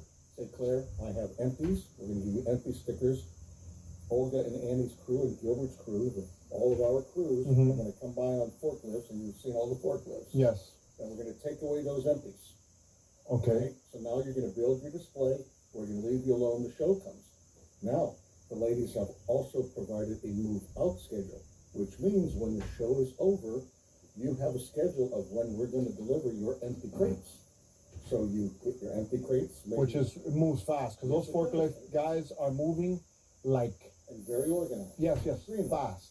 And it's very important for us. Yes, yeah, absolutely. So now you have your empty crates, and it might be Monday night after the show at 4 a.m. Yeah. If you're gonna get your empty crates, you're gonna put all of the equipment in your exhibit space into your empty crates. Gonna go see Claire, say, Claire, I need full stickers. Okay, so you're gonna put stickers on those crates, which means to our guys, okay, we can come and pick up the crates. So now we're gonna pick up the crates, bring them to the warehouse over to here possibly, Mhm. or to the common carrier that may be coming to pick up your crates from the show site. Now, multiply this times how many exhibitors have freight, Olga? And how many? No, we don't need to put you on the spot, but, okay, there's a lot. Exhibitors that have freight. A lot. Okay, and the reason I wanted to come out here to show a lot of the faces that do a lot of the behind the scenes, because I filmed the Palm Beach show with them, and I was like, I mean, obviously people coming in, there's just a lot to it that a lot of people didn't see. And then Fort Lauderdale is the Super Bowl voting. It's the biggest, baddest boat show in the world. It's the monster, and this is kind of like the setup. So now you see how intricate we are with the freight Yeah. for the in, the show, and the out. That's how important it is. Come Awesome. on, let's keep. All right. Thank you, ladies. Okay, no problem. We're gonna send this to you next. He's gonna move his truck? No, when we're done with all this, there's a set of prints that need to be taken like that. Yes. We need to go back. I'll We'll come get and them. find you. Okay, I'm And we sorry. have them. Okay, we're coming to you guys in a minute. All right. All right, we gotta go move the truck. Let's and then go. We're gonna go through it. We can walk and talk on the way to my truck. Is this far? Okay, hold on. This is the warehouse. This is 90,000 square feet. Gilbert told me this is a 90,000 foot warehouse, but We're moving. that's right. He said, we outgrew this, so we got 150,000 square feet closer to the actual show. Right before you get into Port Everglades. Wow. For 595 and Macintosh. Huge white building on the corner. Wow. Magnificent. Okay, carpet, everything carpet that we saw the guys working, putting on the docks. And you see all the labels on the end of it. We know exactly what it is and where it goes. Red carpet Alfred, look it up there, guys. Red carpet Alfred shed. There it is. There it goes. We clean everything here. Here's the carpet guys. Let's say hello to them. All right. Okay, so it's summer, but it's not so hot here right now because I guess there's so many fans in the area. Yes. Hey guys, good morning. You guys remember Alfred, right? Yes, sir. Okay, say hello to Alfred. Tell him what's going on, guys. All right. Hey, we're gonna be at the show again this year, guys. So I'm showing them the behind the scenes before you guys even get over there, because this is like big. There's a lot that has to happen. So this is how you guys transport the rolls. Yeah, we transport the rolls on a carpet. Aren't you guys dying to get out of here already and go set up at the show? They're excited when they go to the shows, right? And they're awesome. And you see how nice the carpet looks at the show. You don't see any strings or seams. So we got a really, really good group of guys here in every department. The carpet guys are very, very important to the show. All right, guys, let's go ahead, continue. Let's walk this way because that's more carpet, right? Okay, now what they're doing over here is they're starting to set up a lot of tables that are ordered for another show that will eventually go to the Fort Lauderdale show. So you can see all the equipment that's in the warehouse. Okay. All of the pallet jacks, all of the equipment that we're going to bring to show site. So basically everything here is starting to get ready in position to be sent to show site. Okay, so Gilbert also told me that a lot of stuff has already been moved to the new location. The warehouse, Yes. So that 150,000 square foot location has already seen some things. Yes. And we have some semis like this that you guys move stuff in?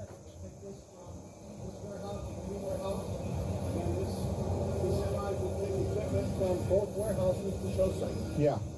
All right, guys. Yeah, let's go ahead and move, and we're gonna go ahead and continue talking here. All right, guys. Wait a second. We'll be right back. And we are halfway done. It's okay. So here's what we did, so you guys know, right? The first maybe 2.5 feet we glued down, just because it was gonna be problematic in the future. Don't you guys just enjoy my jokers? All right, my Black Point sign, my Whiskey Throttle sign, my YouTube first 100,000. That was a big thing for me, and yeah. So, all right, last clip, guys. We got one more walk to finish up with John here at Informa, and now I'm going to show you the end result of my studio, which will be at Flibs in 2024. I'm excited, guys. Wait for it. At Ace, we know not all paint is created equal. Only Ace has this collection of premium brands like Benjamin Moore, Magnolia Home by Joanna Gaines, and Clark & Kensington. Right now, get 20% off gallons of select Benjamin Moore interior paint. Ace is the place with the helpful hardware, folks. Rehydrate, replenish, refuel. Gatorade, is it in you? You should have just like asked one of the guys with the forklift to go ahead and just move my truck. I mean, you guys are good enough. I trust you guys. We wouldn't do that. But I'm saying you guys they can do that. I would trust them. No, we wouldn't use the forklift to move. We'd get a crane and we'd strap it. Oh, there you go. There you go. All right, guys. So electrical, when we saw them, what was the cables called again? I remember we talked about it. Well, we have different types of cables. Let's have Monty answer the question. Monty! Good morning. You remember Alfred, our good friend Alfred? You remember Alfred from Palm Beach Boat Show? Oh, yeah. Good. How's it going? What you doing? Okay, so we're filming before the actual Fort Lauderdale Boat Show setup. Okay. What are you doing here? Are you building out cables here? What's going on? Right now, I'm fixing I'm checking all the adapters. Okay. I'm checking the connections, the wire, everything is got to be tight. All the ends, the cams got to be clean, nice, everything. If something is damaged, I need to change it. That one is already done. Okay. The file's already done. So what's the pigtail that I need for my shed? We'll figure something out. Okay, man. Maybe I can ask him. All right. So you know, I'm taking my shed, my studio, I'm taking it to the show, and I want to have power in it so I can do a live stream when we're at the show. All it needs is a 20 amp adapter to 110. We got it. Oh yeah, we got you. We got it. That one is very simple. Now these connections Okay. are for the boats. You understand? Absolutely. Okay, that's what all this is. Yeah. This is big boy stuff. But there was cables that we threw last time, the black cables. Yeah, he's talking about the.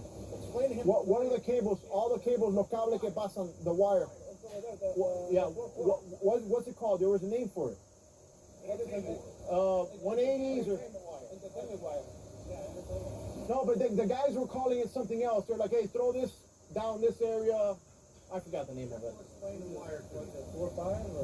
Yeah, something like that. But they were calling the cables. You know, the way that you guys communicate, hey, we need this thrown all the way down the docks. What's it called? Entertainment cable, 4-5 cable. Okay, so, but you guys call it, hey, throw 4 or 5 down the docks. Yeah, and they would say the measurement of how long the wire is. Okay. And those guys are super important because they're pulling a lot of Well, cable. there's all different types of wires depending on which section of the show you're in. Because remember, we gotta get all this power hooked up to the main, right? And that could be far from the furthest area. And you guys have transformers along the way, and those transformers are stored here now. Yeah, we're gonna look at them. Okay. You see, I remember as a layman, somebody that doesn't do this, I want them to also visualize how and what is happening here, because you guys obviously do this every day. It's like an everyday thing, you know? But look, just seeing him prep up all the cables, I wouldn't have known that that's like a thing that has to happen way before. Well, if you have a connection and one of those pins doesn't work, that's it. whatever's on the other end of that connection doesn't get power. Yeah. And we don't have time to chase that. Yeah. Yeah, and the last thing you want is an inconvenienced customer, right? They let their boats in, they Yeah. pay for electric, and we want to make sure they have power. Are the plans that we use allowed to be? Yeah, you can show. Yeah, absolutely. Yeah, let's take a walk in their trailer. All right, guys. Thank you so much. All right, my friend. All right, guys. So we continue here. Okay. This is the electric trailer. And we have on site. we came in this. Yes, we came into this electric. What's going on? Yes, sir. How you been? Everything good? Good to see you again. What's happening, brother? We're good? Yeah, man. There's no prints on the wall right now. So. All right, guys. So welcome to the electrical. Okay, so you guys mobilize this Yes. to every show. So. Yes. This and a few other ones. Yes, guys. So they have their kitchen area, and you guys have all your things here. All right. So you guys will have a set of plans here. Yeah, we usually put a set of plans right here. Okay. So you'll know exactly. What goes where it starts Yeah. to the transformer, and then it gets downsized from there, smaller and smaller. Do the other departments get mad at you guys because you guys have a badass trailer? Yeah. I would too. I mean, because I saw Gilbert's trailer and it was a little smaller than this one. And then that's the main office and Jason's office. And Okay. We'll have more equipment and more information in there. Okay. We get an idea of what will be in here on the wall. Okay. All right. So you guys are getting a gist of what's going on here. Let's take a look at the equipment. Come on, Jeff. All right, guys. Let's go. And it's nice to see that's completely with air conditioning and you guys are basically working comfortable when you're out there on site on a hot day working really hard. hold me in there. Well, listen. Yeah. Hold on a second, Jeff. Hey, Leandri, where are they? Leslie, you remember Alfred? What's going on, man? How you doing? Everything good? Good, man. Okay. Tell them what you're working on. What are you working on? Okay, these are right. So I have to look at those ones. Okay. That one come right here.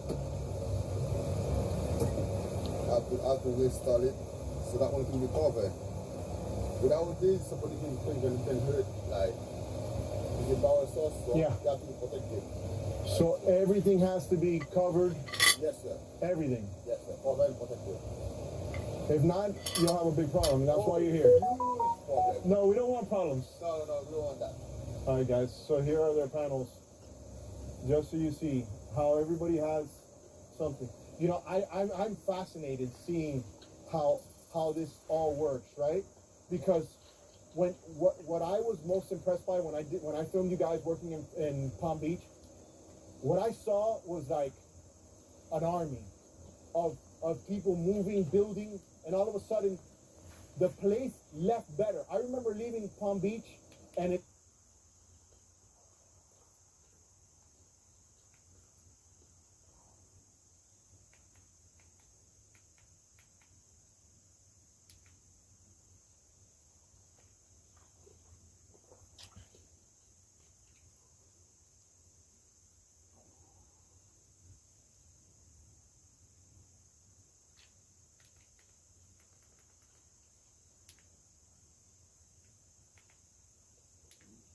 Let's go. Well, today is like most days, and that means we're working on the F12. There's still quite a bit to be done, and it's a lot of detail stuff, but we're making a lot of progress, and we're still on track to get the car done in the next month and a half. Hopefully, that's the plan. Everything is kind of coming along. We do have a few issues, which I'll talk about in a little bit, but let me give you an update to what we're doing right now. So Tim has been working on the front suspension. Yeah, I just put some stuff on because I know you wanted to change some stuff with the other little casting arm. Yeah, so basically we got all this stuff done. So I finished welded everything and we got it painted up. So it's all ready to get bolted up. But this spot right here had a regular Heim joint which can move. And I wasn't able to get the shock exactly dead center. with a pivot point, so there is a little bit of twist in there. So to eliminate that problem, we got a solid Heim joint to go in there, which I'll show you what that looks like. This is a regular Heim joint, so it's in a ball and it can pivot, but this is basically just a solid chunk of metal. So this will keep that lined up and won't allow it to pivot. So that's going to keep the suspension from rocking back and forth, which would basically, it would move and bind up before the shock starts to move up, and then as it decompresses, the wheel would actually twist back, or the suspension would actually twist and go back down before the shock started working. So that is not ideal at all. Especially if we add a sway bar to the car, a front sway bar, it's going to go somewhere on the control arm. The good thing is that we painted these with Steel It, which is this polyurethane paint that actually has stainless steel in it, so it's weldable. So instead of powder coating it, which we would have to grind off the powder coat before we could weld it, with this paint, we can just paint it, we can weld on it later, add stuff to it, and then just do a little touch-up paint, and it looks really good. Yeah, it's a nice gray. It's actually what we painted the interior with also. Easy to touch up, and it looks pretty good. So that's what we're using, and that's why we're using it. But that basically solid Heim joint that we have there now will keep that arm from rotating. So it'll act like a one-piece A-arm, lower control arm, but it gives us the adjustability to change the caster quickly. So we can move that lower control arm forward or backward, basically where the knuckle sits on the outside. So this can be moved forward or backward by adjusting this length. And then I have a left-hand thread and a right-hand thread on either end. So you just turn it one way and it'll get shorter, turn it the other way, and it'll get longer. So when we make those changes on the fly to get the alignment set for the first time when we start driving this thing, or later on we go to different areas and we want a little more caster, a little less caster, we can adjust all that stuff really easily. If we find that we don't use it at all, then I might just make a solid link later that's not adjustable, make it a little stronger, and basically remove that solid Heim that will have some load on it, so I can make something that's goes there that's a lot stronger, basically just a tube with a tube welded to it in the other direction. So it'd be like completely solid, but the shock offset is not that bad. It's about, I think about 3 millimeters, so it should work fine. And the reason that I had to offset the shock was to get the upper control arm, the A-arm, as tight as possible, but basically the shock has about a quarter inch on each side, so it's really tight in there, and we still have some adjustability on top, but yeah, that was just something that we had to compromise just a little bit to make it all work correctly, to get as much angle out of the front suspension as possible, and also keep all of the adjustability. So with a build like this, every single piece is custom. Every single hose and line and fitting has to be picked out. So I've been spending a lot of time doing all that and just designing every single part to work the way I want it to work and to be as simple as possible. So the line that's on the front right now, that's actually the turbo oil drain line. So it's on the bottom of each turbo, and it's going downhill slightly, just enough, maybe a couple degrees. We got a T-fitting here, and then this will go down into that hole in the block right there and drain back into the bottom of the engine. That's going to eliminate any need for pumps. It's also going to allow us to run those lines somewhere that's out of the way of heat, because obviously with the exhaust system that we built, it's going to sound great, but it is complex. This is a V12, and then we have that X collector, and it's all under the hood rather than being under the car. Since we have a hood exit exhaust system, everything is just up top. So to eliminate some of those problems as far as heat goes, instead of having the hose draining straight down and finding a way for it to go past the X pipe in the front and the turbos and all that, I was able to get that T-fitting in the middle just low enough. It should work well, draining the oil from the turbos, because if you don't drain the oil properly from the turbos, it will actually start to back up and fill the turbos, and if the turbos get filled from oil on the top and they still have the pressure coming from the top, well, you're going to get smoke. It's going to be pouring out of the turbine side and possibly even the compressor side of the turbo, getting everything in the intake manifold oily, but also just burning a lot of oil. So you have just a ton of oil smoke coming out of the exhaust. You know, Tim, I'm feeling a bit scruffy. Beard's getting a bit long here. Don't worry about it, Mike. Because Manscaped for sponsoring this video, we have a beard and balls bundle with the beard hedger and the Lawnmower 5.0 Ultra. First off, the Lawnmower 5.0 Ultra. Now, this isn't just a regular razor. This thing has so many different features. It just makes your grooming experience so much better. It's got, I see that, it's got like a foil blade on it, and it's Yes. got 2 different cutters on different angles. And it has interchangeable heads. You can have, you know, the standard to cut like thicker. Bushy. You're saying my beard basically is bushy. Yeah, more bushy. And then once you are ready to clean it up, you can go to the foil blade. The updated trimmer blade features longer, wider, and rounded teeth that cut through hair with ease. Tough on hair, yet gentle on skin. Say goodbye to those endless passes. And then there's the foil blade, crafted to transcend the boundaries of your typical trim. This foil blade is designed to leave you with a finish that's incredibly sleek and utterly bare. It glides over your skin, capturing even the finest hairs for a flawless look that's ready to impress. And check this out, it's waterproof. Plus, it's got an LED spotlight with 2 different tones of light, so you can easily see your hair and groom in the darkest corners. This thing delivers and performs every time. Well, that's awesome. I'm definitely going to use the Lawnmower 5.0 Ultra later on to take care of some other hair. But right now, I need to trim my beard, Tim. Don't worry, I got you with the beard hedger as well. This thing is perfect for hedging and sculpting your hair. That's what I need. This thing has a titanium-coated stainless steel T-blade. This trimmer means business.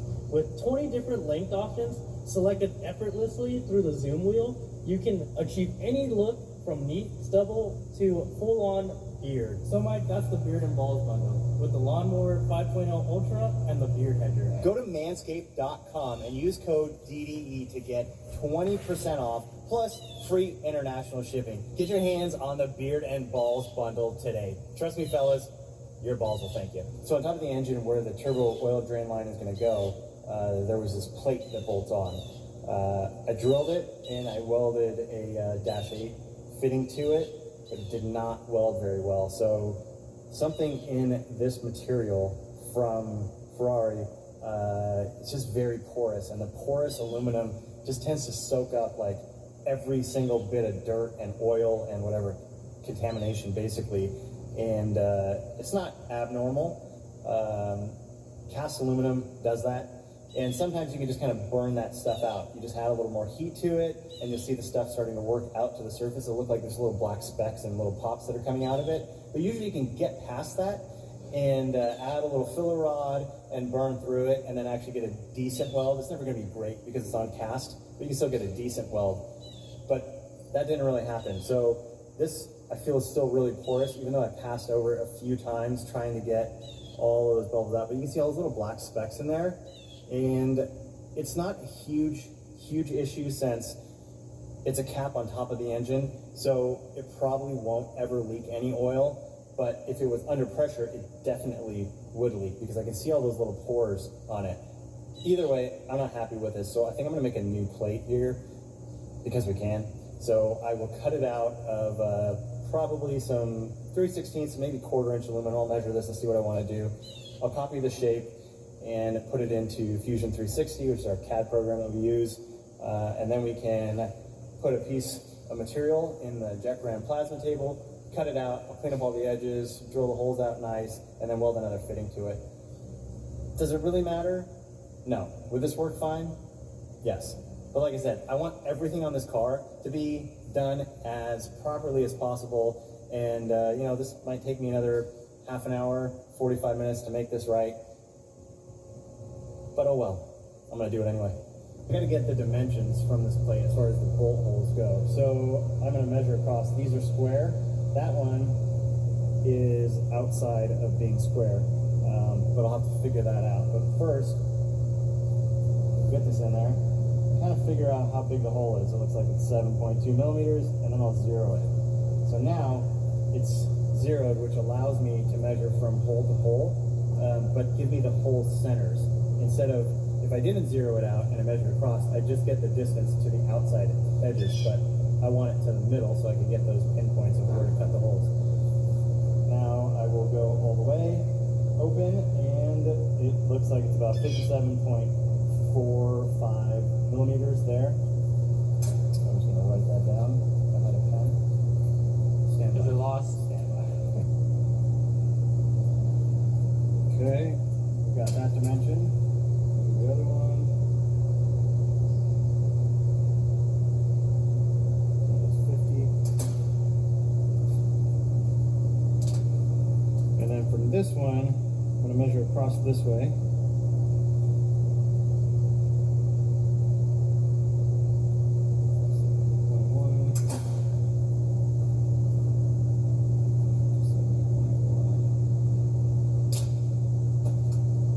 And then that looks square, but just to be sure, I'll measure across this way so I can check that. 80.85.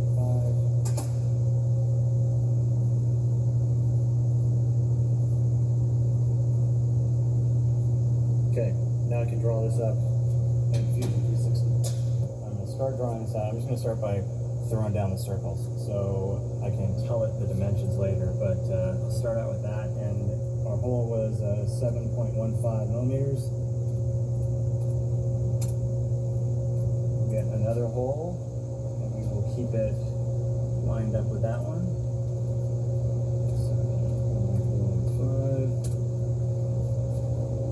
This hole is still in line with that one, so we'll put that one there. And we've got our last hole here that's a bit higher, but we'll just throw that one up there somewhere. It doesn't even matter, like I can literally put it a foot away from there. 7.15. Alright, so now I'll just dimension these ones. First one is 57.45. Next one, 50.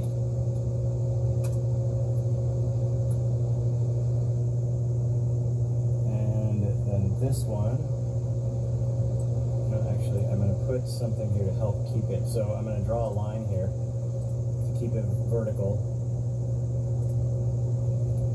Tell this that it's construction geometry, which means it's not actually a line, it's just helping you line something up. So now we've got that. I'll put this here and tell it that this and this are coincident, means it's lined up. So that's on there now. That's going to stay straight in line, and I can tell it that it's 57.1 millimeters away. 57.1. All right, so that's our general shape right there. Right. Yep. And then I know that this was 80.85 across, so I'm going to check that to make sure that that's correct. So right now I'm getting 80.99. I wonder if this hole is a little bit offset inside, possibly. So I'll take another measurement from here to here and check that. 57.8. Yeah, that looks right. 57 point. That's what I said, right? 57.8. Yeah. Yeah, that's really, really close. So that looks alright. And the other one, honestly, was off by a very small amount. So that one was 80.88, and it's showing 80.9. Yeah.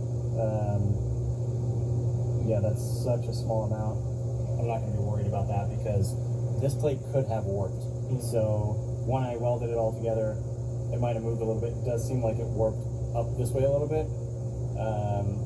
Might be off slightly, but either way, 6mm bolts go in these holes. They're 7.15 millimeters wide. So there is some slight slop there. So I'm not even going to worry about this. It looks like it's really close. So now I'm just going to figure out the hole center from there to here and figure out how big this needs to be around.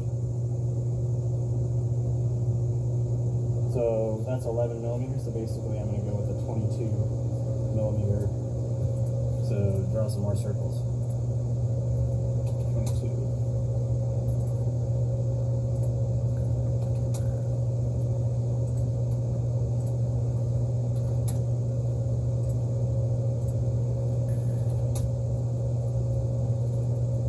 Now I can draw some lines on them to connect it.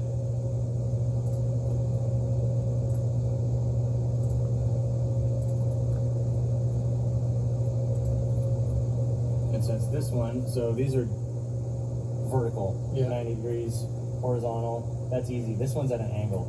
So I can draw a line here, but it's not going to line up properly on the circle.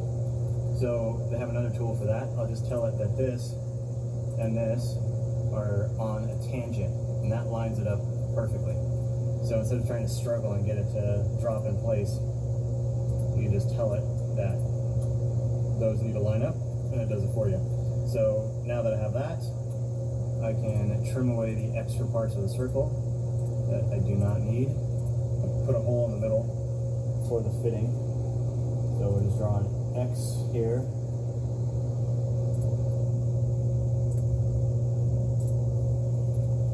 And both of these are just for construction.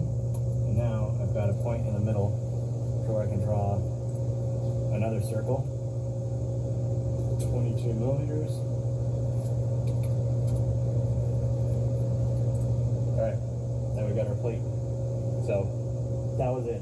This program is awesome, and we use it every single day when we're working on the F12 because every bracket, every single piece needs to be custom made. So without this, it would obviously take a lot longer. This would be drawing this onto a piece of paper to figure everything out, or taking this and trying to center punch it perfectly onto another piece of aluminum, then cutting it in the bandsaw, marking everything, drilling the holes. Take a lot longer, and a little bit more room for error. So that's why we love the plasma table. It just makes everything so much quicker. We can actually get it done in a day. All right, ready to cut.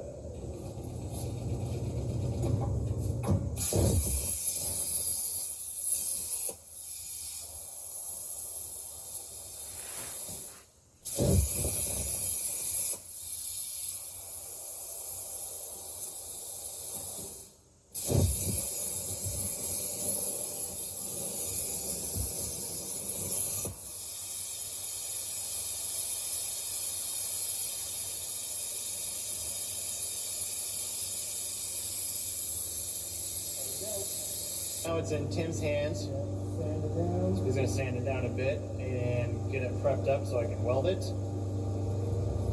While Tim's getting that piece ready, I'll show you guys what else we've been working on, which is basically all of the plumbing, the water lines, all the oil lines, which go to the cooler, the oil lines for the turbo feeds, the brake lines, the vent lines for the radiator, even the top of the radiator. We have to add a dash 10 fitting over here for the water to actually fill. So before, with the radiator in the front, the engine had a port that connected to a tank. You'd fill that the tank up with water, and it would drain down and get into the basically into the block.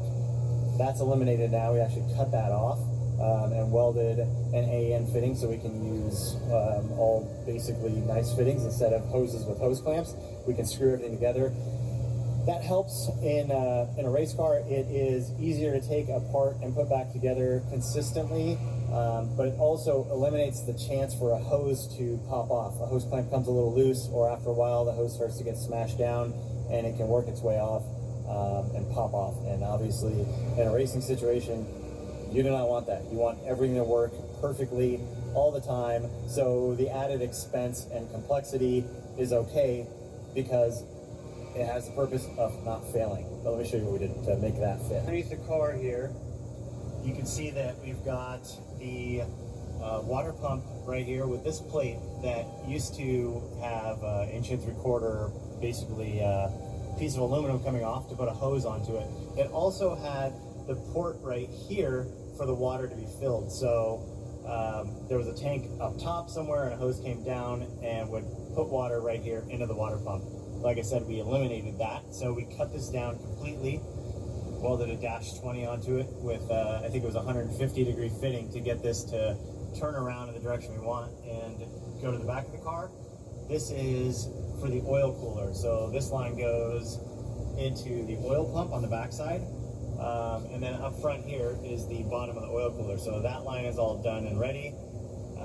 This one is also done. So we have our water line that runs through there and on the cross member.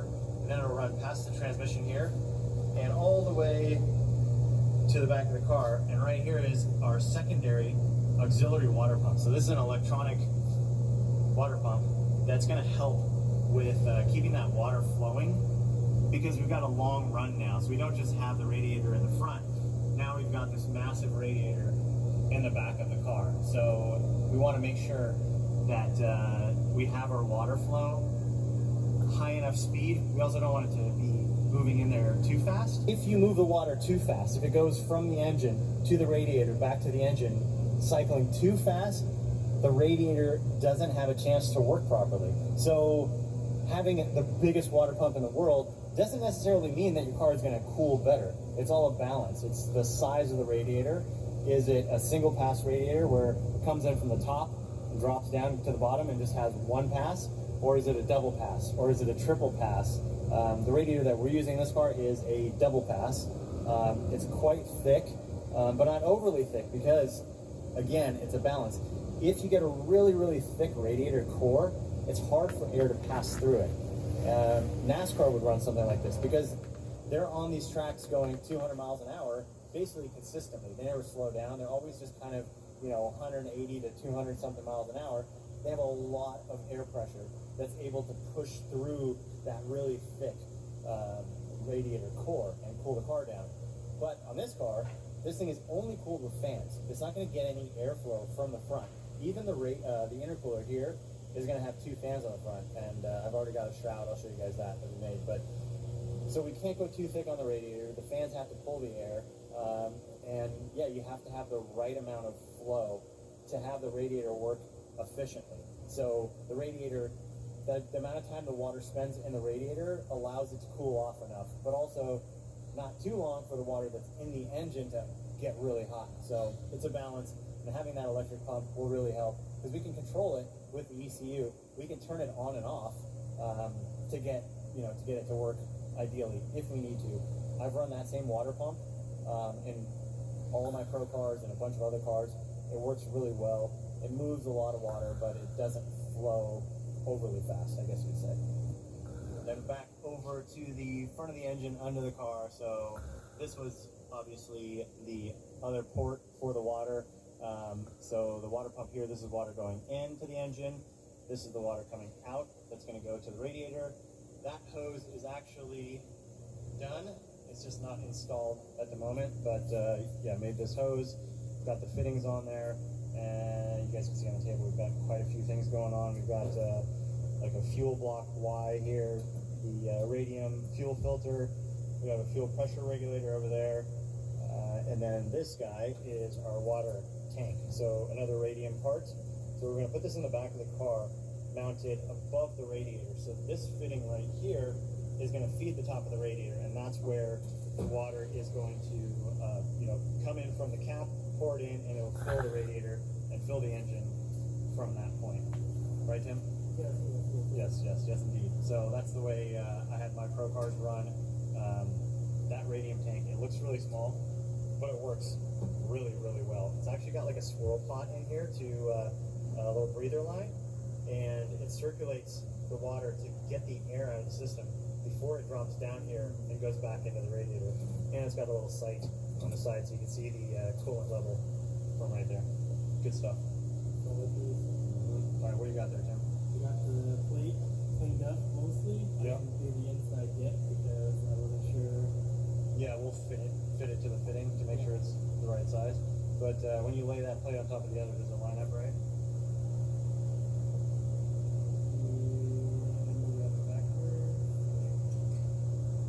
Hopefully.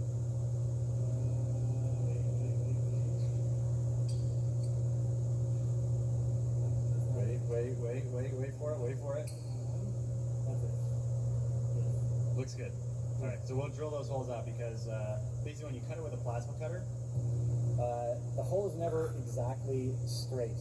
It's always tapered a little bit. The same thing with the side cuts. Then the thicker the material is, the more of that you'll get kind of cut at an angle, just because of the way the flame is on a plasma cutter. Laser cutter or water jet cutter would be nice and straight, but those are really expensive.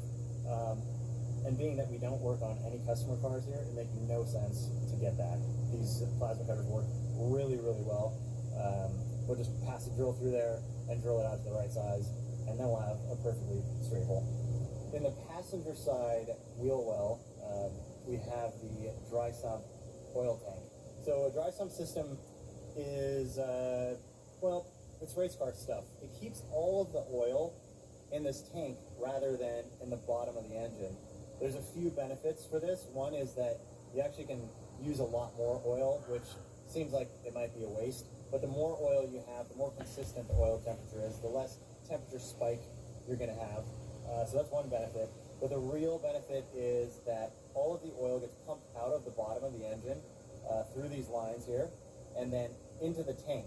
And inside the tank, it's got baffles and screens and all this stuff to basically take all the air out of the system and let that clean oil with no air drop down to the bottom where it's sucked back into the engine. So it'll run a 2 or 3 or 4 or 5 stage oil pump, depending on how many pickups it has on the bottom of the engine.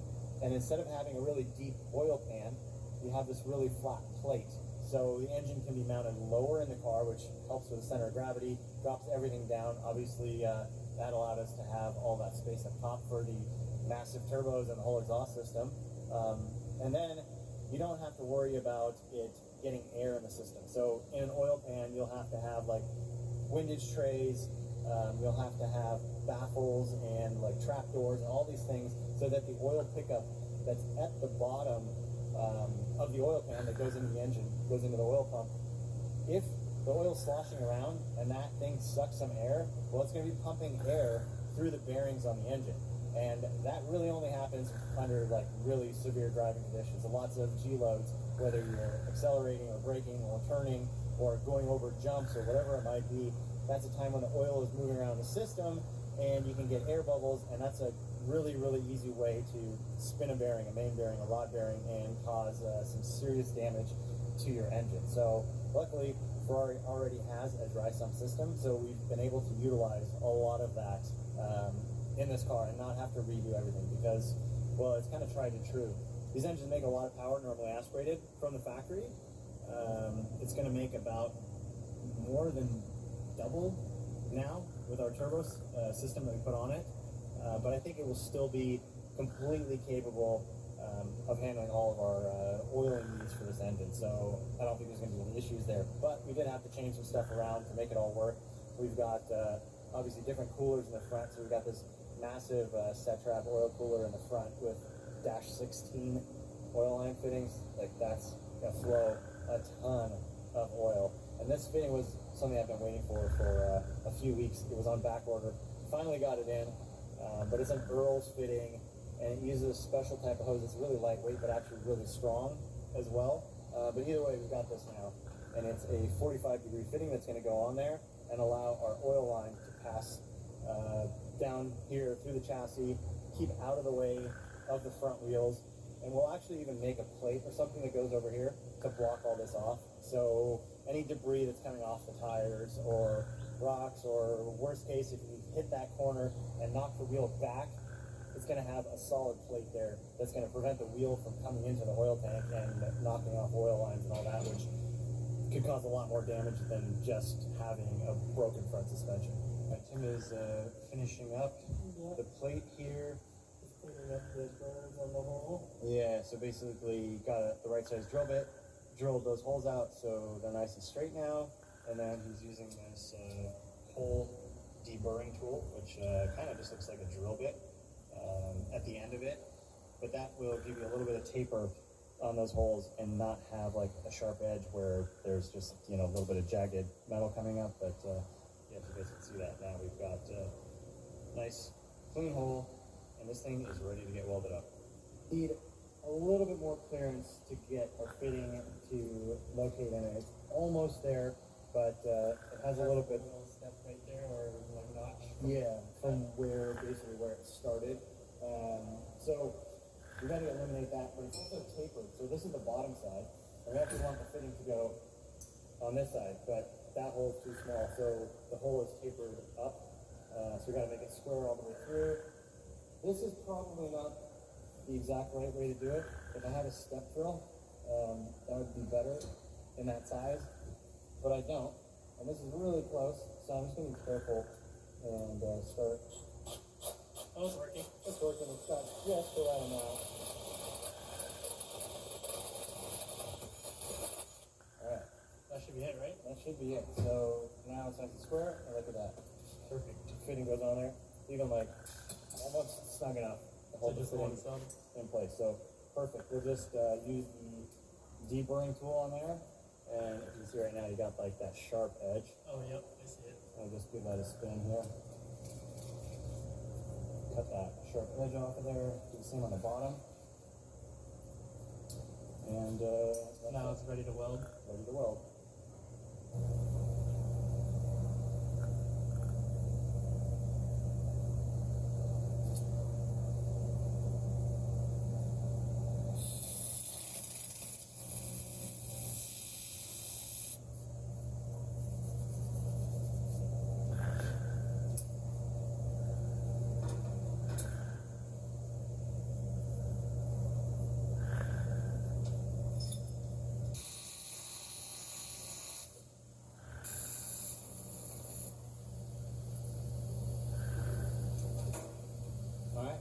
It's all done. It actually only took about 20 minutes to make this, prep it, drill it, and yeah, weld it up. So I like that a whole lot better. That other piece was just so contaminated. Eventually, you know, would have had some little oil coming out of it, start making a mess on top of the motor. This should seal it perfectly, and it looks a lot better. So that's done. Let's get back to the other one. So I told you guys a little while ago that there is an issue with the car, with the engine. That seems to be really the most difficult part about this project is the factory Ferrari stuff. That's kind of been a challenge because there's so little information on these engines, on the cars in general, unless you have access to the dealer network.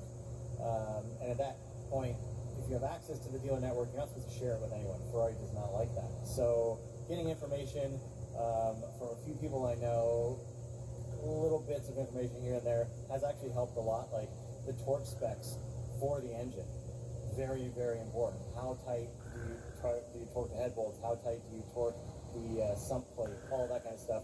That needs to be precise. You can't mess around with that. Also, what size bearings? Because Ferrari has colors for their bearings as far as their thickness. So it'd be like a red or a green or a blue or whatever. Would be different clearances, and we needed that information before we could order the bearings. When we went to the dealer, they wouldn't give us that information. They just said, we need to know what color the bearings are in your engine currently. But unfortunately, all those little marks on the side of the bearing with like a little paint pen or whatever they used to mark them, they were all gone. So we had no idea what was in here originally. So luckily the guys at D-Sport know what they're doing. They were able to measure the crank, measure the block precisely, and figure out what that total clearance is, and then go back through the bearing color chart that we actually got from somebody I know, and we're able to say, okay, these are the bearings that we need. This is going to provide us with the right amount of clearance. So you need some clearance for the oil to basically make a film. So you have the right amount of oil between the crankshaft and between the bearing. Whether it's the rod or the main bearing, both are going to have different clearances, but those have to be very, very precise and correct. And a lot of different engine manufacturers have different clearances. The Ferrari engine is all aluminum. Even the shells where the bearing shells go in, it's not a cast iron piece on the bottom or on top or a liner or anything like that. It's all aluminum. Aluminum has different expansion rates, and it might be almost zero clearance when it's cold. When it warms up, the aluminum will expand a little bit. It's going to change. But yeah, going back to back in the day, old Formula One cars, they were so tight you couldn't even turn the engine over until it got warmed up. So they would actually warm the engine oil up and circulate it through the block and heat the block up to get it up to operating temperature to where the clearances were correct before they can start it up. Pretty crazy stuff.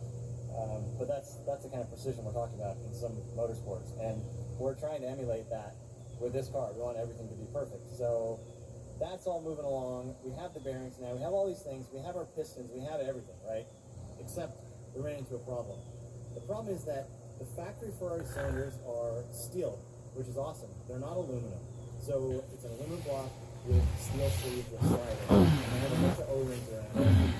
Maybe 5 per cylinder to seal from the oil, and then water passages to cooler cylinders.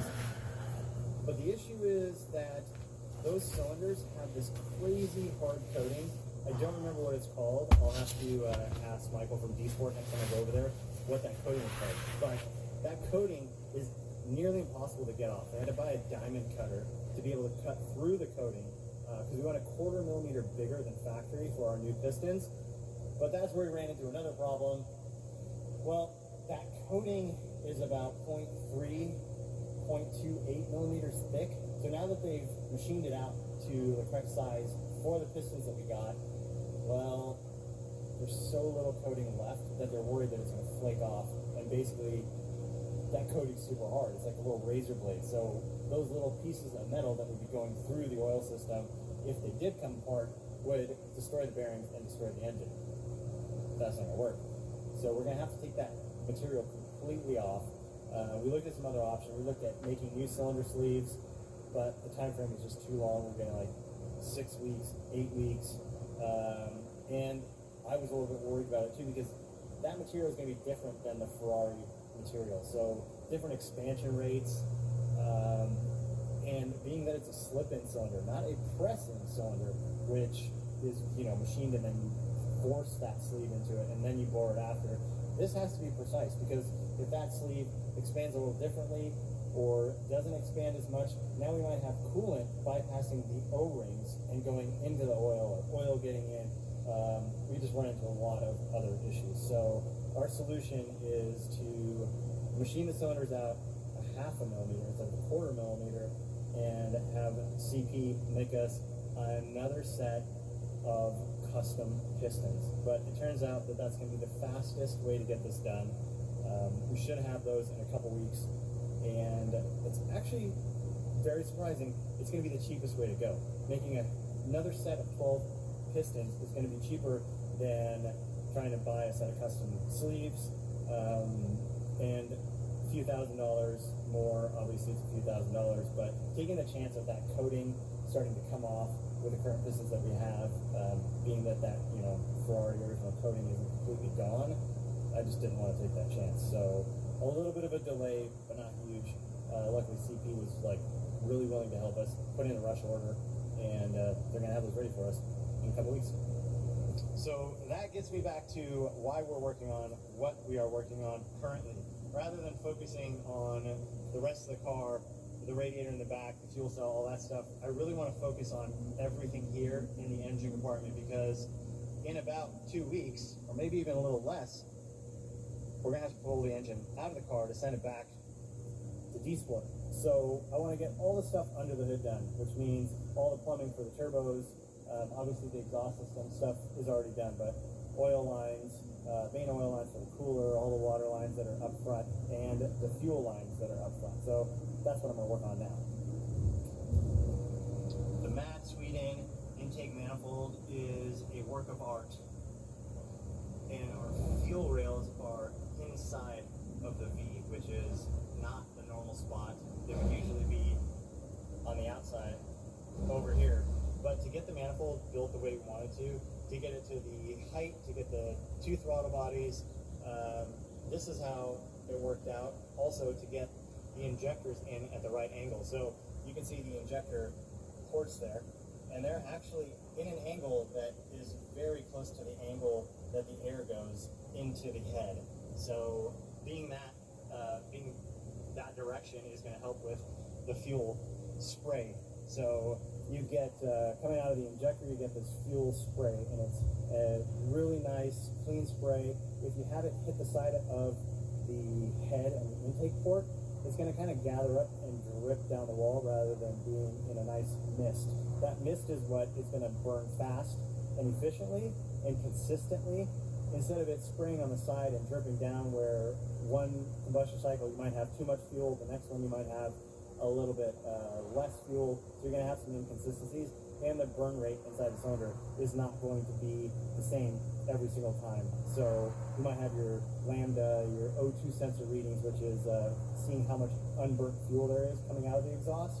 That's going to change, it's going to fluctuate a lot. So hopefully with the injectors in this spot, it'll be as consistent and the engine will run as smooth as possible and also as safely as possible, having the right amount of fuel going in the cylinder every single time. So to get all the fuel system plumbed up properly, and obviously I want it to look really clean because I want it to be perfect. So there's a bunch of different angles of fittings we can buy. So these ones are 60 degree, these ones are 45 degree, these are 90s, and I think these are 120s. I figured that the best one on the back of the manifold, where the fuel pressure regulator is going to go on the firewall. Actually, I'll show you guys right now. It's going to be tight, but I also want that symmetry in the engine compartment. So right now, everything is basically mirrored from left to right. Everything looks really similar. Obviously, we have the dry sump oil tank on that side and not on this side, but there are going to be some things that just don't have, you know, a partner on the other side. But the regulator is going to go in the middle, and it's going to go behind the intake manifold, which is pretty tight squeeze down here. Okay, but there's also the brake line, the front brake line teeth that's down there, but it's going to go right here. So right in the middle, and then these fittings are going to point somewhere around there, and then the fuel line is going to run next to the manifold on the side over to the front. So the fuel rails being the full length here, front to back. On the back, that's where we're going to have the fuel come in, and that's going to pass through the rails, past all the injectors, then it's going to come out and basically swoop around the sides, come over here, and go into the fuel pressure regulator. So inside of here we've got a spring and like a silicone diaphragm. So the spring pressure holds down until a certain amount of fuel pressure. We've also got a port here to add boost to it. So this is a boost dependent pressure regulator. For every pound of boost we run, it's going to increase the fuel pressure by 1 psi. So if we have 45 psi static, basically with no vacuum or no boost, and we have 20 pounds of boost, our fuel pressure at 20 pounds of boost will be 65 psi. And the reason you want the fuel pressure to raise with the boost is because you have pressure inside of the intake manifold. So if you have 30 pounds of boost and 45 pounds of fuel pressure, that fuel coming out of the injector is going to have to basically try to pass through 30 psi of pressure, and it's going to come out basically at 15 psi. So we want to hold the fuel pressure steady in the engine to have the right amount of fuel going. To do that, we need a boost-dependent fuel pressure regulator that's going to rise 1 to 1. So that's where we're using that. Back to the fittings. I played with some fittings, I played with some routing, and we just got these that are the 120 degree. I had some 90s on there that just didn't look right. So hopefully I got it right with the 120s. And it's going to be a bit hard to see, but if we get that on there, I think that looks really good. So there's like just enough room in here for the fuel line to pass in between the manifold and the valve cover to basically come through that spot right there and be really clean. And I obviously want to keep it tight to the intake manifold, so I'll probably even make some little standoffs off of the valve cover here that raise it up a bit and allow me to run like a clamp to hold the fuel line there, so I can have that fuel line nice and straight right at the edge of the intake manifold, in between the valve cover, kind of floating there on those clamps, to where it just looks like a black tube. I don't want that hose to be flopping down. I don't want it to stick out. I want it to stay as tight to the manifold as possible to keep away from all the heat. We're also going to make a heat shield that's going to go over the valve cover. There's some nice spots on the valve cover already for that, so we'll have a shield that comes up and blocks a lot of the heat from the intake, from the coils, from all the electronics in the middle of the engine. But now that we've got the lines, I'm going to start assembling those so we can get those lines made. Then we'll pop the intake manifold off, it's not bolted down. We can pop it off, and then I can mount the fuel pressure regulator back there, get all those lines sorted, and then see what's next on the list for the engine department. I cut a piece of line that's probably about 3, 4, 5, maybe inches too long. It's just a whole lot easier to work with than having that 20-foot long piece of hose in the car. They are going to be mirrored, so once I get the length of one side, I can just copy it to the other side. And this is a PTFE hose, which is Teflon. So you can see there that it's not rubber, it's actually like that white plastic, that Teflon. That's going to be compatible with basically any type of fuel. So we're going to run ethanol in this car. We're going to run the Ignite ethanol that I ran in my cars in FD. It's a really good fuel, and I haven't had issues. I've run normal lines on my car, but I always change them out just as like a maintenance thing. Every season, I would change the lines, running regular rubber lines. So this should last for a very, very long time, being Teflon. So we're going to run that. It's a little bit more expensive, but like I said, this is an expensive car, so we're not going to skimp out on little things. All right, now I'm going to assemble these lines. They're a little bit different than a regular Aeon line because they are Teflon, so they got this little like acorn thing here that goes in between. You got to put this sleeve on first, then open up the line a little bit, which is steel braided in there. It's got like a fabric on the outside, but there's actual steel fibers. Then put this on, put a little oil on there, and then this fitting goes in and it all screws together and clamps it in place nice and tight. Alright, so we've got our first part on. They've actually got some sort of like it's exactly like a plastic or something that holds everything together. It's hard to get off, but it actually does work really well because it allows you to pass this on really easily. We just use masking tape. This is a rough cut, so we did get some fraying, and you can see like how those steel fibers are hanging out the side. I do not like assembling steel braided lines. You seem to always get poked, and you're always like, saying how when you put these things together, but they work well. And I like that these have the fiber on the outside, so they're not abrasive, because the regular like steel braided outside, if it rubs against anything, it's just cutting through, whether it's paint, whether it's rubber, whether it's hoses, whether it's a battery cable, it will just kind of chew through it. So this is nice. It's nice on the hands, but it's also nice on the car. If it touches anything, it's not going to rub a hole or rub the paint. Right? Just open that up a little bit.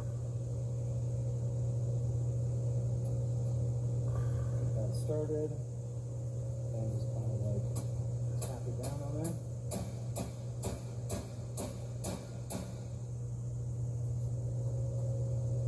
There we go. So we got it all the way up to the step where it should be. Now I can put a little oil on this, get this thing installed in there, put in the vise, screw together.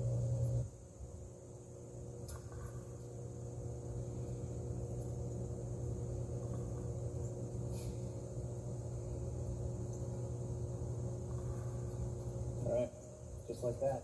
I know some people really like to use aluminum adjustable wrenches or the AN wrenches to assemble the lines, but I've really found that a good adjustable wrench works really well.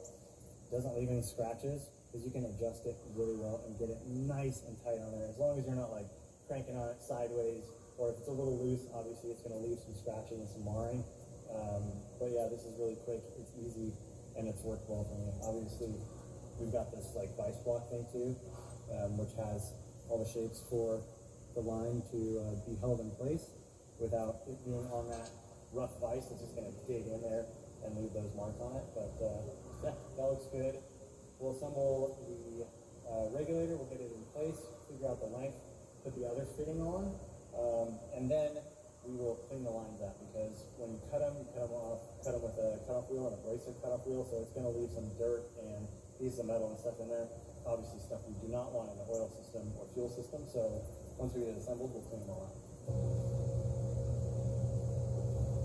I pulled the intake manifold off because I want to mount that fuel pressure regulator before I do the fuel line and say that it's perfect, because if it's a little twisted or a little bit further forward or a little bit further back, the line's not going to be the exact right length, so we're going to mount it first. So we pulled the intake manifold off, we drew the parts or where we need to drill the holes. I got an automatic center punch, so this thing's spring-loaded inside. You just push down on it, and it'll act like you're tapping with a hammer. So these things are really, really useful. If we're going with one hand in an odd position like this, I just line it up with the center of that hole.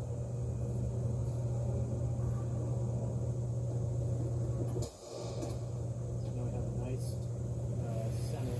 We got a little bit started on there.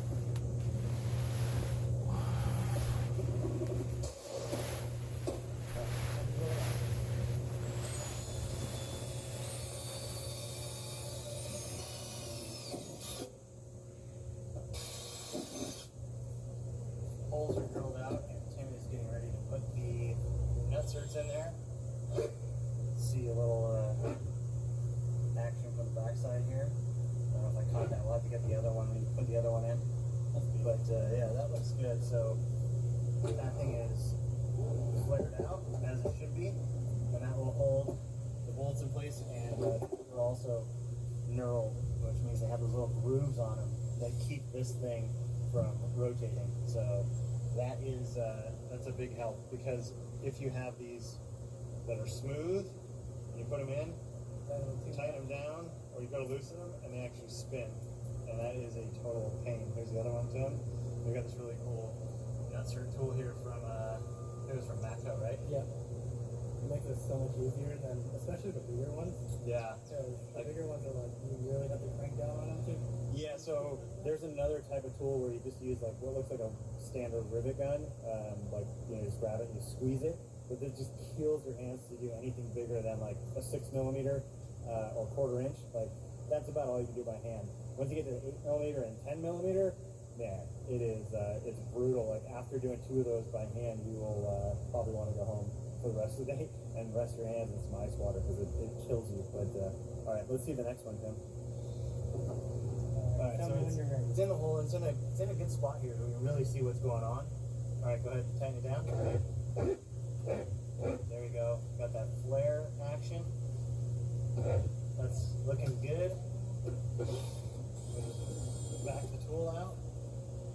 Boom. Now we are ready to mount our fuel pressure regulator right over there.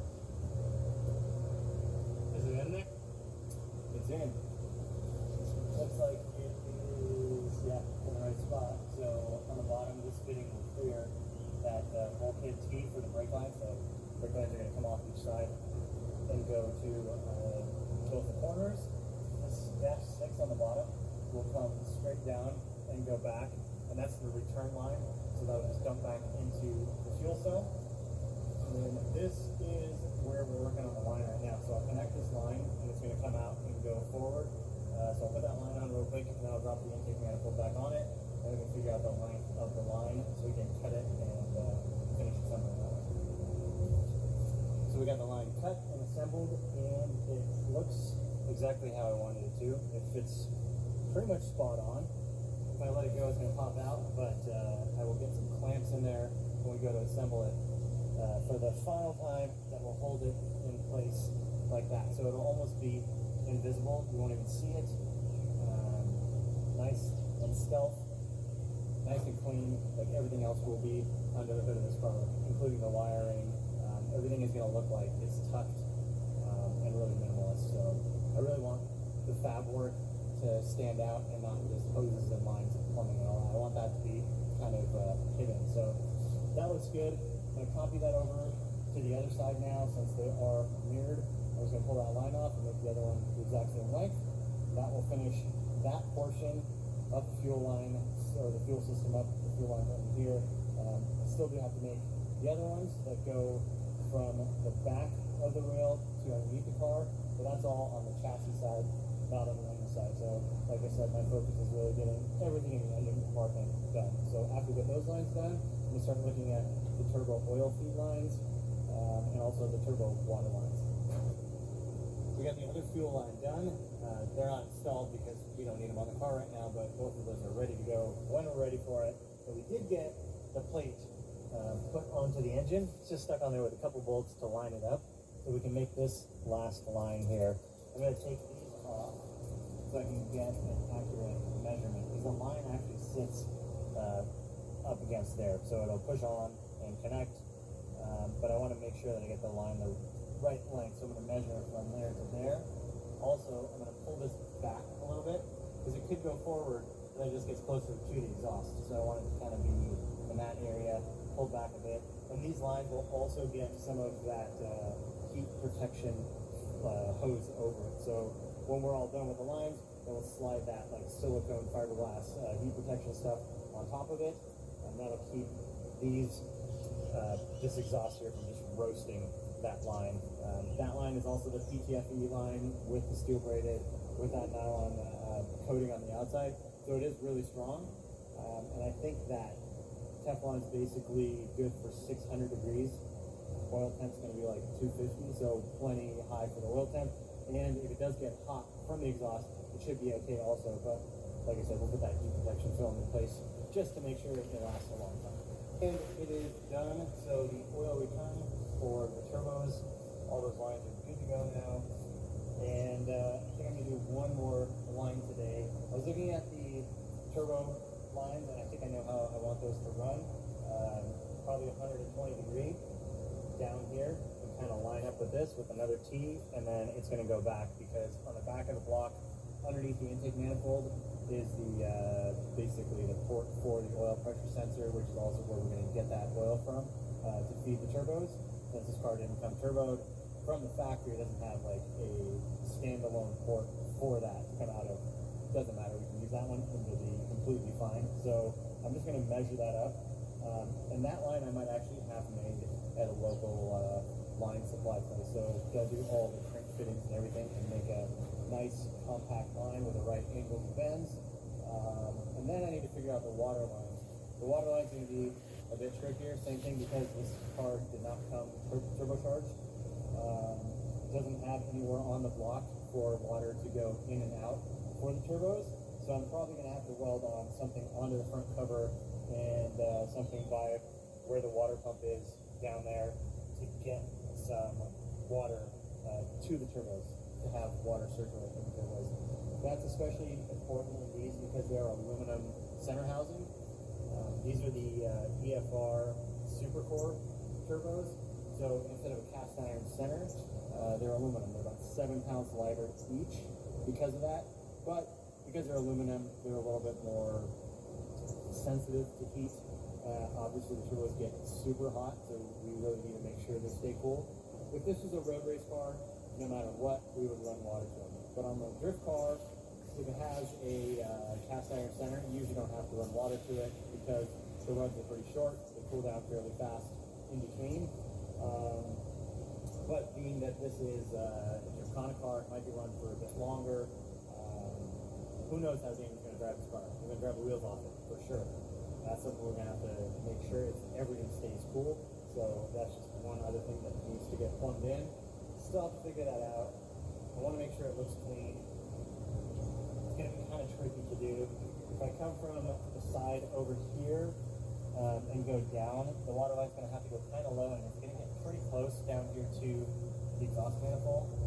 Obviously, we can put some heat shielding on it. That might be the way to go. But I'm going to see what kind of fittings are available, because if we just screw in like a -6 onto here and it's sticking out, that fitting's not going to look right. We can try to run a banjo fitting, or I might even get a banjo and make my own steel line that comes off and wraps around a little tight and then goes to an AM fitting somewhere else. So not sure exactly what we're going to do there yet, but that's something that I can actually do without the engine being in the car, because the turbos themselves mount to the chassis. So we've got these braces here, so I can always mock up those after, figure out all the fittings on the turbo, and then all I have to do is just run the lines later. But here's the last line I'm going to work on today, and this is the other oil cooler line. So we looked underneath the car earlier. That's the one that's going into that factory aluminum tube that goes to the oil pump. This is the one that's going to go to the dry sump tank. So I will route it the way it needs to get. Route it, plug it in here, bring it over there, same thing. Measure the length, cut it, assemble this line. This one does assemble differently, so I'll show you guys how this one goes together.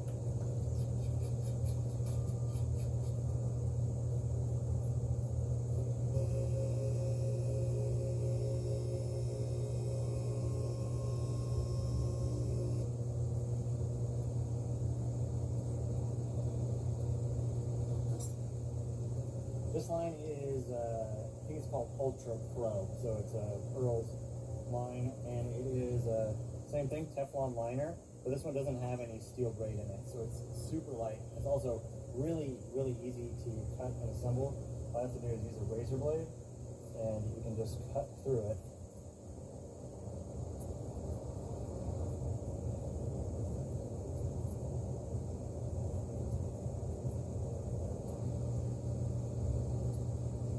That's it. Clean cut, super easy. It's just really expensive, but I wanted to use this line on the oil lines to give it the flexibility because it doesn't kink and it's really flexible, so we can get around everything that we need to get around easily without having the line kind of like bind up or get in our way. Because I'm assembling all these lines and doing all this stuff, but I still have to move the steering rack. So the steering rack right now, its position is way off for where it needs to be for the angle kit that we made. Basically, it is too high and it's also too far forward. So the tie rod angles are way wrong, and that is just not going to work. There's a lot of geometry that goes on with the steering rack being in the right location as far as how much angle the car is actually going to have, but also the angle between the two wheels. So we want it to stay fairly parallel on a car like this, on a drift car. On a street car or a road race car, you're going to have different ackerman, and ackerman is just the amount of difference between the outside wheel and the inside wheel, because basically there's two radiuses that the car is traveling on because of the width of the wheelbase. So when you're making a U-turn in the parking lot, you crank the wheel over, where you park your car, you'll see the inside wheel has a lot more angle than the outside wheel. And actually just moving the steering rack will change the amount of ackerman, but also as it goes through its sweep, it might go like this and go positive and then come back negative. So that steering rack really needs to be in the right place. We could do spacers and offset it and basically bolt something on here that moves the tie rod to a different point. That is one way to do it. That's the easiest way to do it, but there's a lot of downsides to it. It puts a lot of load on the steering rack sideways. Rather than just being in and out, it's going to try to twist the rack. And it's also going to try to bind the rack forward and backwards. So it's going to kill the rack seals really fast. This is still a Ferrari rack. They're very expensive, and you don't want to be buying steering racks all the time. It's also kind of a pain to get to change it out. So to eliminate all that, we're going to chop all of this off of the chassis. I'm going to leave that front part there. I'm going to use that as a guide, so I'll actually make a plate that comes back and holds the new mounting point. We'll make that out of aluminum. It'll get all welded up and triangulated, and we'll show you that process later on. That'll also happen when the engine's out. It's a lot easier to do. But all that being said, I want to make sure that these lines are able to move and pass by stuff. So we went with these lines. This is all ready to go now, so I just need to assemble this, bolt it together, and then same thing, clean it out. This one goes together a bit different. It's actually got like a screw. And the material inside here is kind of like basically looks like a spring. It's a coil. So we'll put this together. It kind of goes on the same way, but this one just screws on and then it clamps together. So really easy to assemble these lines. And there's no steel braid to poke your fingers. All right, that's it for today. We got that last oil line done. That's all plumbed up. Now I'm going to go through some of the fittings and just kind of search online to see what my options are. So I can figure out the rest of the turbo water plumbing and all the other little things that I need to get done. If you guys like this content, let us know in the comments below. And then we just posted the video of my AMG on the Stories channel. It was an hour long. Seemed like you guys liked it. So if you guys like this stuff, going more into detail on what we're doing on the cars, how we're doing it, the process, let me know. And we'll do more of it because it's not that big of a deal for us.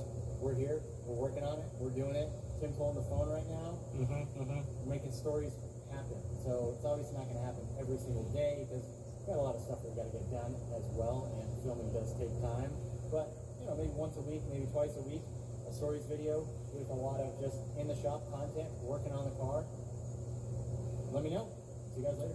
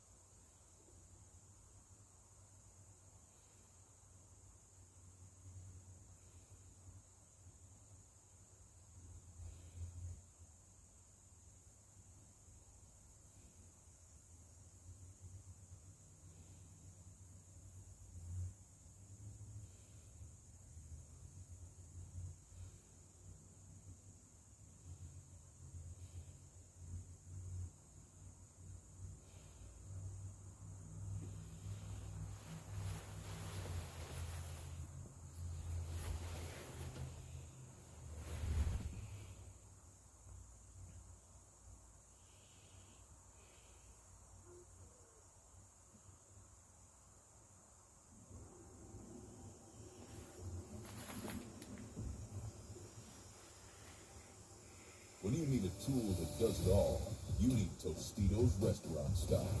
Optimized for versatility, Tostitos can tackle every snack, big or small. From late night nachos to tortilla chip towers, you need a chip in your snack box that gets a great bite every time. Get Tostitos. Get the ultimate snacking experience.